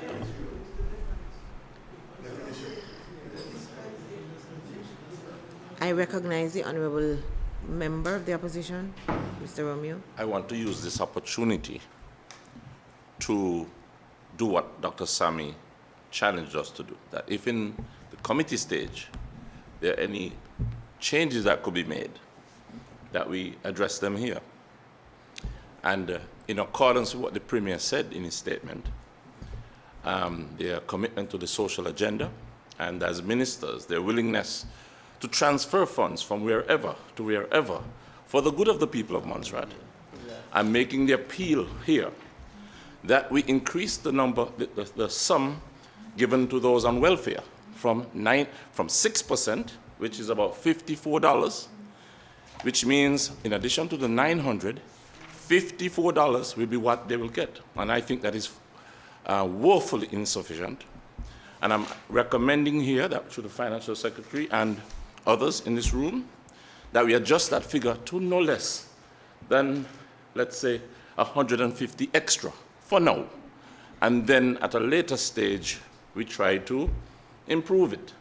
Because what is at stake here is not just a question of whether you adjust it or not. It's the reality that no elderly person who is not working, who can't go and produce food in a garden, can eat healthily, especially when they're diabetic or hypertensive. They cannot support themselves on 900 or 1,000 at 1,000 or 1,200. So at least let us make the effort of taking monies from somewhere else, just like we took monies and put for car racing or whatever. Let's do something for those who are vulnerable. I was ashamed yesterday. I could not even say the figure with my mouth. I was totally shocked, and I'm telling you honestly.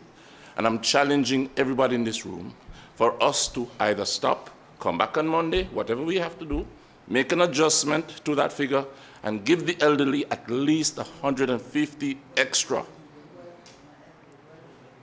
Please. I recognize the Honorable Deputy Premier. Thank you, Madam Chair. Madam Chair, to back to the previous honourable member, because since he mentioned my name, he sent me the figures. He might be correct on the ring fence part, he's incorrect on the inflation part. Correct. There's no inflation of 102%, there is no inflation of 105%. Index is 100, so if it's 102, it means inflation is 2%, not 102%, and he keeps repeating it.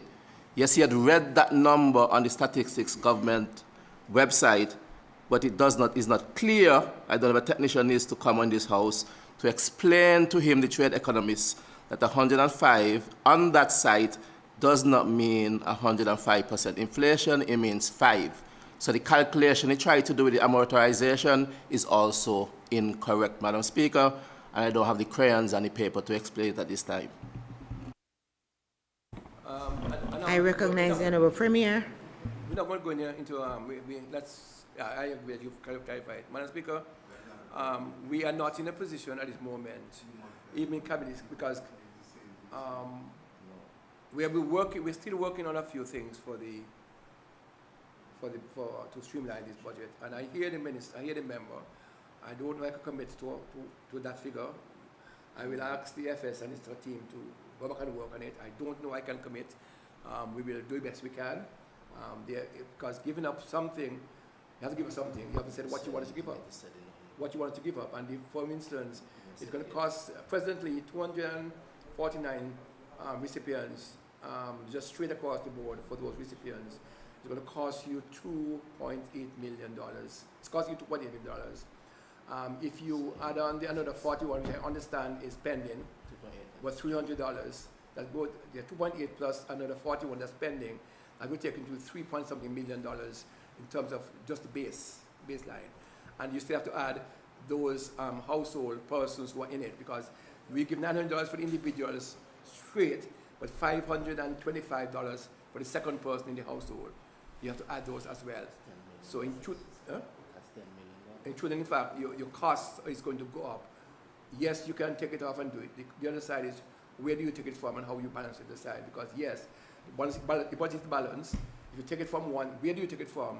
If you take it from that, what are we going to replace it with? So it's a little more work than just take it off and put it back on. It has to go through the budget, see where they are, and determine if we can take something. We can cut healthcare, we can cut social protection. Where do you cut it from? And if you cut it, you have to get additional revenue to balance it off. So it's not as easy as just saying increase it by that. We hear you. We hear you. If I may say, Madam Speaker, I thank the Honourable Premier for responding so favourably. However, I want to make it clear that I stand in readiness to support the government in getting new funds to address this matter, in that a review needs to be done to address this very matter. Because if we need extra funds, we should not be robbing Peter to pay Paul, and it should be a priority. And I'm not asking for more money. I'm asking whether it's a priority to us. That's first.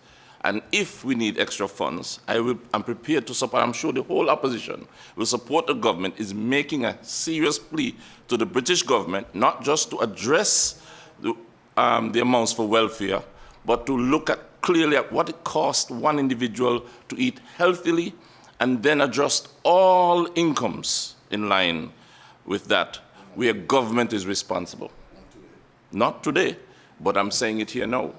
So if you can't do it here, if you're going to resolve it later, that there's further discussion to bring it to a real figure, and where we need to ask the British government for more funds, that together we challenge them. Because this surely should be a priority of this government and the government in the United Kingdom as well. Thank you.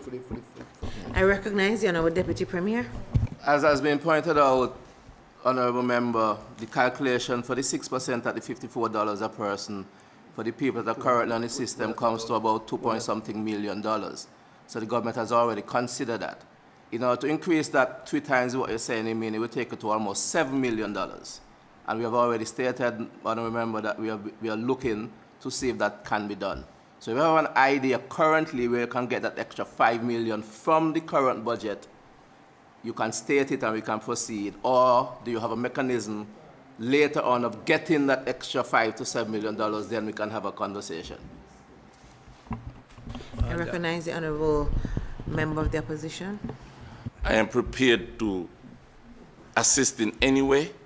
I'm confident that this can be achieved just as we achieve any other additional funds. Thank you, man.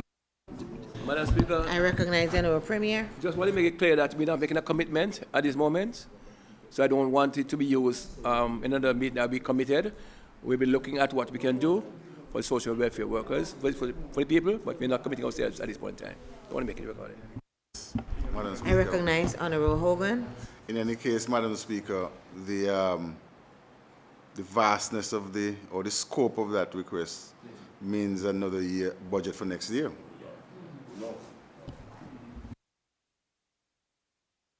I was asking the question because it doesn't seem to me that is something you can do control like this afternoon or this evening or even next week. And if we need to pass a budget, we're going to have to go ahead and pass the budget. And those ideas probably should have been dealt with ahead of this budget, but they can deal with it for next budget, next year. Madam Speaker, I'll make the Honorable last Romeo. intervention, if you allow me. I remember the Honorable Joseph challenging us in the committee stage if we can suggest how. So I was responding to that challenge. However, Madam Speaker, I believe this should not only be a priority, but an urgent priority of our government and the UK government combined. And surely there are enough resources to address this matter, and it will demonstrate a significant change in the partnership if we can address such a urgent and critical priority. I recognize the honorable parliamentary secretary. Thank you, Madam Speaker. Madam Speaker, I've heard the arguments that have gone thus far. And like Honorable Romeo, Madam Speaker, when you hear of $54, that sounds really paltry. Again, when we discuss cost of living. However, I would like to remind us all, and I think I did say that one of the priorities going forward is that we are going to be looking at and updating our social protection and welfare assistance, as well as reviewing the Social Welfare Act. And I am committed to ensuring that that is done immediately. We've heard the discussion about how much it may cost, and I am not at all saying that it should not be considered. I support what is going forward, and at least I would say for the past 4.5 years, this has been advanced by Honorable Romeo and myself for 4.5 years. 4.5 years, but at least we are saying at this stage to get that money out of the current budget we have is difficult, but let us make it a priority and a commitment to go forward and to seek to see what can be done. I have seen during the past years where we would have started out with certain monies and looking at fiscal space or how things are done, liaising with DFCDO, something may be done. It may not be at the levels we would like to at first, but this is certainly an issue that needs to be advanced and advanced quickly. So I remain committed to that hearing, and Honorable Rome himself is offering services. So as we go away from here, we can start that discussion with the ministry or the department.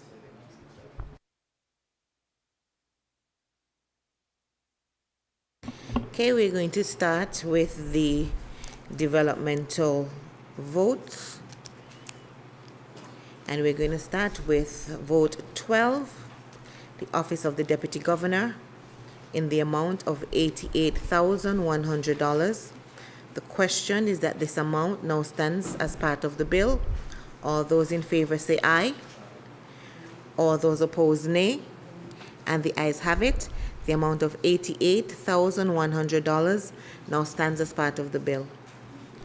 We now look at vote 15, Office of the Premier, in the amount of $890,400.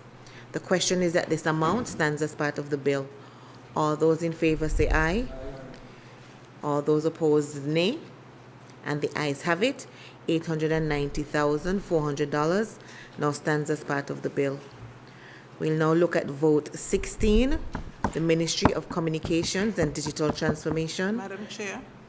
I recognize the Honorable FS. We found out after the budget was presented that 16 was a number that was utilized before. So we're presenting a change to vote 18 for the new ministry. So it should now be 18, Ministry of Communications and Digital Transformation. Okay. So we'll make that change. Vote 18, the Ministry of Communications and Digital Transformation, in the amount of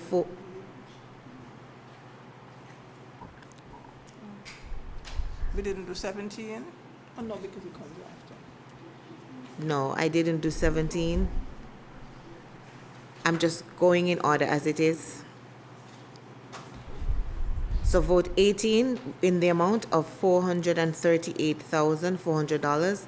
The question is that this amount now stands as part of the bill. All those in favor say aye. Do you need to say? Yeah, because I was saying we should have done 17. So remove 16, then done 17, and then 18. Doesn't matter. Okay.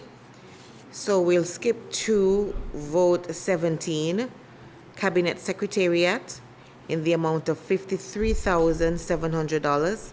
The question is that this amount stands as part of the bill. All those in favor say aye. All those opposed, nay. And the ayes have it. The amount of $53,700 now stands as part of the bill.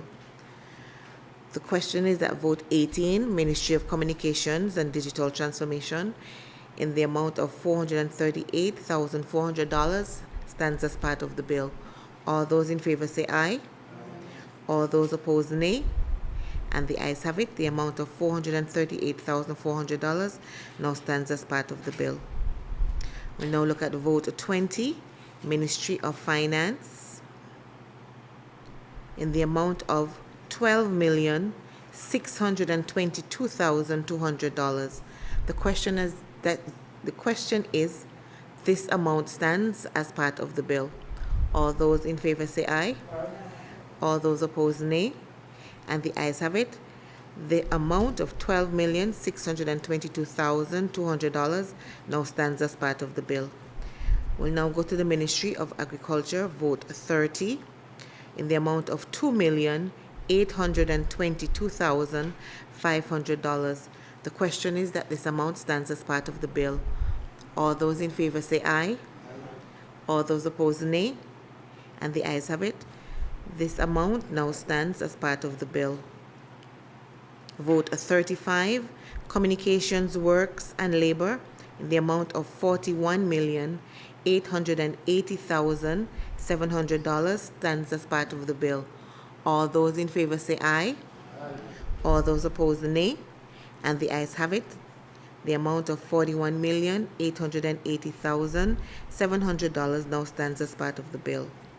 We'll now look at vote 40, Education, Youth Affairs and Sports, in the amount of $1,691,400. The question is that this amount stands as part of the bill. All those in favor say aye. All those opposed, nay. And the ayes have it. This amount now stands as part of the bill. We'll look at the last vote in the Developmental Fund vote. Madam Chair. I recognize Honorable. We also need to amend vote 45 to include the resume bid projects under the Ministry of Health for improved triage and remote monitoring, and it will now take the total to $20,466,800. So that's $20,466,800. Do you have the total? The total is now $80,954,200. Got it. Vote 45, Health and Social Services, in the amount of $20,466,800. The question is that this amount stands as part of the bill. All those in favor say aye. All those opposed nay. And the ayes have it. The total amount of $20,466,800 now stands as part of the bill. The question is that the total development fund votes in the amount of $80,954,200 stands as part of the bill. All those in favor say aye. All those opposed nay. And the ayes have it. The total development fund vote of $80,954,200 now stands as part of the bill. We'll now look at the supply votes. And we'll begin with vote 5, the police, in the amount of $8,081,700. The question is that this amount stands as part of the bill. All those in favor say aye. All those opposed nay. And the ayes have it. The amount of $8,081,700 now stands as part of the bill. We'll now go to vote 7, legal, in the amount of $1,697,200. The question is that, sorry? Madam Chair, an adjustment to the total for legal, $1,676,900. So we've got a correction to vote 7, legal. The amount, the question is the amount of $1,676,900 now stands as part of the bill. All those in favor say aye. All those opposed nay. And the ayes have it. The amount of $1,676,900 now stands as part of the bill. Honorable FS, do you need me? Okay. Vote 8, Magistrate Court, in the amount of $243,300. The question is that this amount stands as part of the bill. All those in favor say aye. All those opposed nay. And the ayes have it. The amount of $243,300 now stands as part of the bill. We'll now look at vote 9, the Supreme Court, with an amount of $1,424,800. The question is that this amount now stands as part of the bill. All those in favor say aye. All those opposed nay. And the ayes have it. This amount of $1,424,800 now stands as part of the bill. We'll now look at vote 10, legislature, in the amount of $1,870,200. The question is that this amount stands as part of the bill. All those in favor say aye. All those opposed nay. And the ayes have it. The amount of $1,870,200 now stands as part of the bill. We'll now go to vote 11, the Audit Office, with an amount of $1,402,800. The question is that this amount now stands as part of the bill. All those in favor say aye. All those opposed nay. And the ayes have it. The amount of $1,402,800 now stands as part of the bill. We'll now look at the Office of the Deputy Governor, vote 12, in the amount of $33,281,600. The question is that this amount stands as part of the bill. All those in favor say aye. All those opposed, nay. And the ayes have it. This amount of $33,281,600 now stands as part of the bill.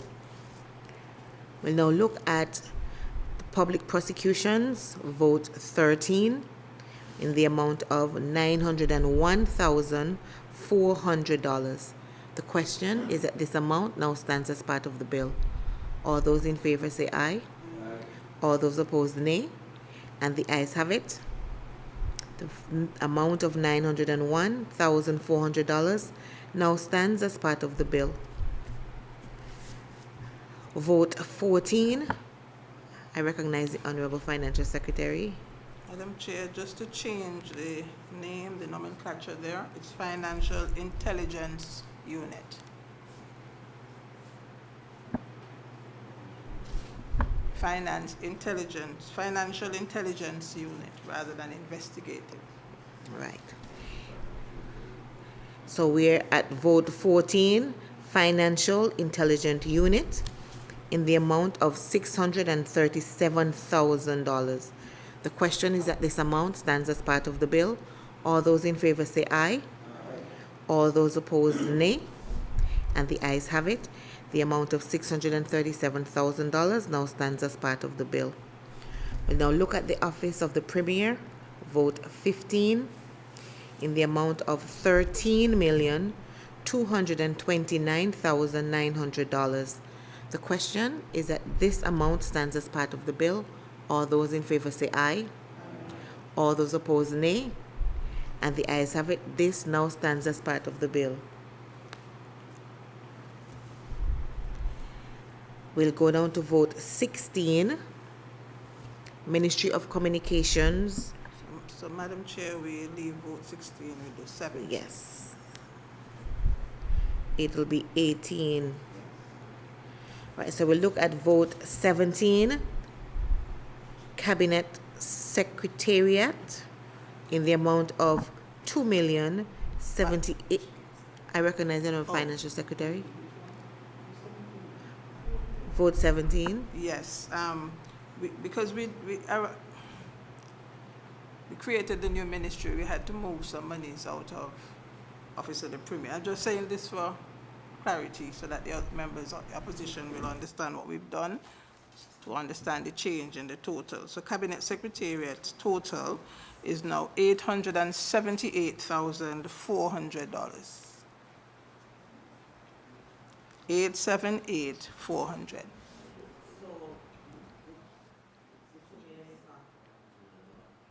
No. Vote 17.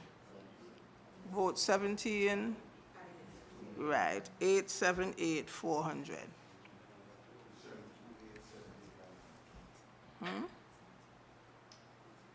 Yes, it's gone. So we've transferred it out into, I'll tell you in the other, only coming up.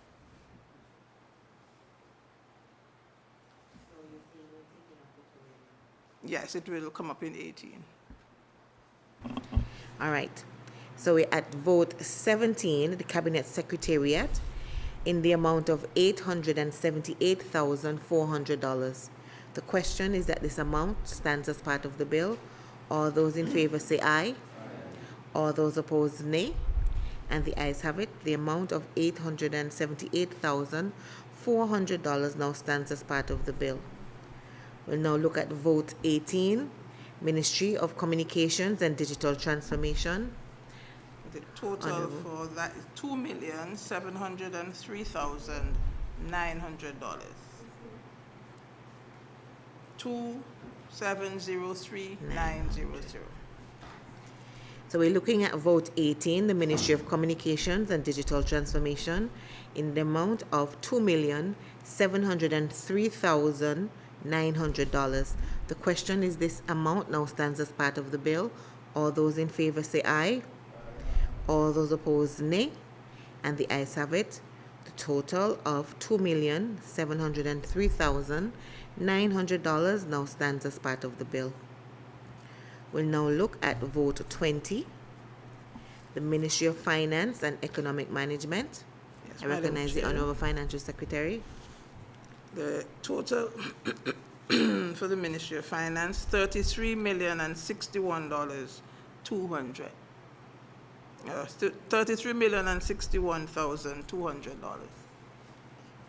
The Ministry of Finance and Economic Management, vote 20, 33 million, in the amount of $33,061,200. The question is that this amount now stands as part of the bill. All those in favor say aye. All those opposed, nay. And the ayes have it. The total amount of $33,061,200 now stands as part of the bill. We'll now look at the Ministry of Agriculture, vote 30. Financial Secretary. Madam Chair, the Ministry of Agriculture's total is now $6,692,800.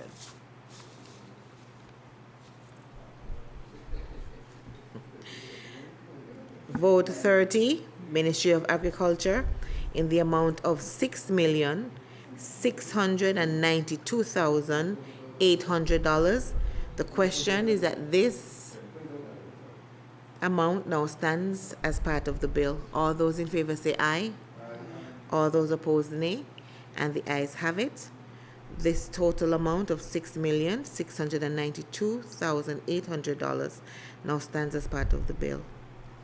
We'll now go on to vote 35, the Ministry of Communications, Works and Labor. Honorable Financial Secretary. Thank you, Madam Chair. The total for the Ministry of Commerce, Works and Labor, $14,160,600. Vote 35, Ministry of Communications, Works, Labor, the amount of $14,160,600. The question is that this amount now stands as part of the bill. All those in favor say aye. All those opposed, nay. And the ayes have it. The amount of $14,160,600 now stands as part of the bill. We'll go to Ministry of Education, Youth, Sports, vote 40, in the amount of $11,960,500. The question is that this amount stands as part of the bill. All those in favor say aye. All those opposed, nay. And the ayes have it. The amount of $11,960,500 now stands as part of the bill. We now look at the last vote in the supply votes. Vote 45, the Ministry of Health and Social Services, in the amount of $23,625,800. The question is that this amount now stands as part of the bill. All those in favor say aye. All those opposed, nay. And the ayes have it. The amount of $23,625,800 now stands as part of the bill. The question is that the total supply votes. I recognize the Honorable FS. So, Madam Chair, the total supply votes is now $155,832,800. To bring the grand total, $236,787,000.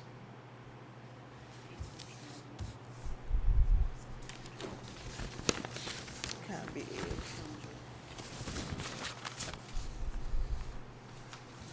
The total supply vote amount is $155,832,800. The question is that this amount now stands as part of the bill. All those in favor say aye. Aye. All those opposed, nay. And the ayes have it. The total supply votes of $155,832,800 now stands as part of the bill. I recognize the Honorable Parliamentary Secretary. Madam Speaker, I said nay for one, and that was the police.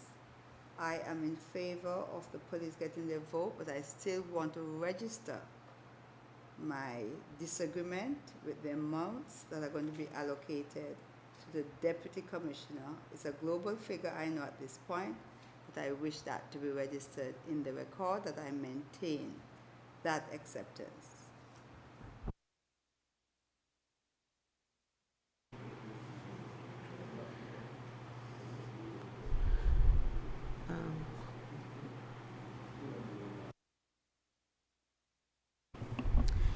All right, well now we recognize the Honorable Parliamentary Secretary's note.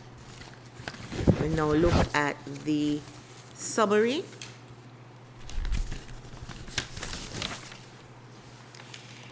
The Development Fund summary, total amount of $80,954,200.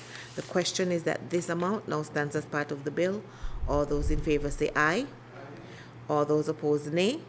And the ayes have it. The Summary Development Fund votes stands in the amount of $80,954,200. The question is that the summary supply vote amount in the total of $155,832,800 now stands as part of a bill. The question is that the grand total of $236,787,000 now stands as part of the bill. All those in favor say aye. All those opposed nay. And the ayes have it. The grand total of $236,787,000 now stands as part of the bill. The question is that the enacting clause and long title now stands as part of the bill. All those in favor say aye. All those opposed nay. Sorry, my mistake. The question is that clauses 1 to 6 now stands as part of the bill. I recognize the Honorable Attorney General acting. Madam Chair, clauses 2 and 3 require amendment in light of the amendments to the amounts that have already been named. Therefore, clause 2 should read, "There shall be and there is hereby granted to His Majesty the King for the service of Montserrat for the year ending on 31 March 2025, the sum of $236,787,000 to be issued and applied as authorized in this Act." Section 3, subsection 1 should now read, "The sum of $155,832,800, with the changes made to the figures, is authorized to be issued from the consolidated fund as set out in the schedule."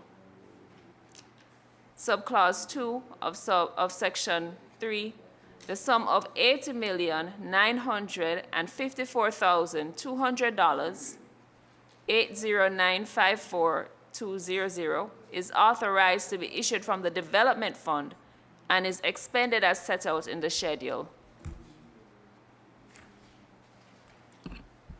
Thank you, Madam Chair. All right. So the question before us is that clauses 1 to 6 as amended now stands as part of the bill. All those in favor say aye. All those opposed nay. And the ayes have it. Clauses 1 to 6 as amended now stands as part of the bill. The Question now is that the enacting clause and long title now stands as part of the bill. All those in favor say aye. All those opposed, nay. And the ayes have it. The enacting clause and long title now stands as part of the bill. The question now is that the bill be reported back to the House. All in favor say aye. All those opposed, nay. And the ayes have it. The Assembly will now resume its sitting.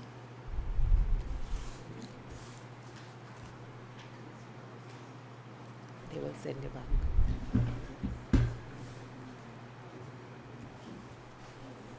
I recognize the Honorable Premier.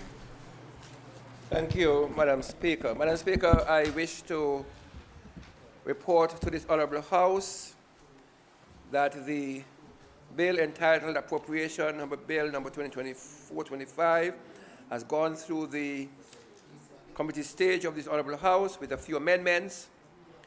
And those major amendments, Madam Speaker, I just wish to state that the Capital Development Fund total, Madam Speaker, has been adjusted to $80,954,200. That's the development fund, the new total. And the current expenditure, Madam Speaker, $155,832,800. $155,832,800. That's the new recurrent expenditure, giving a total budget, Madam Speaker, revised budget of $236,787,000. Madam Speaker, I now present this bill for the third reading and pass.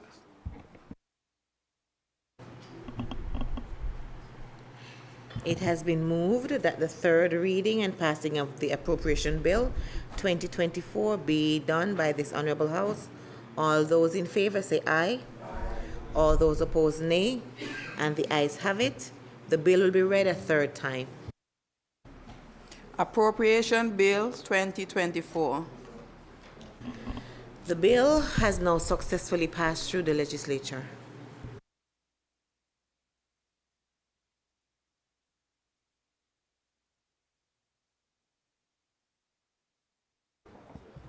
I recognize the Honorable Premier. Madam Speaker, I rise to move a motion for the adjournment of this Honorable House until Tuesday, 30th April at 1 p.m. Tuesday, 30th April at 1 p.m. for the continuation of this.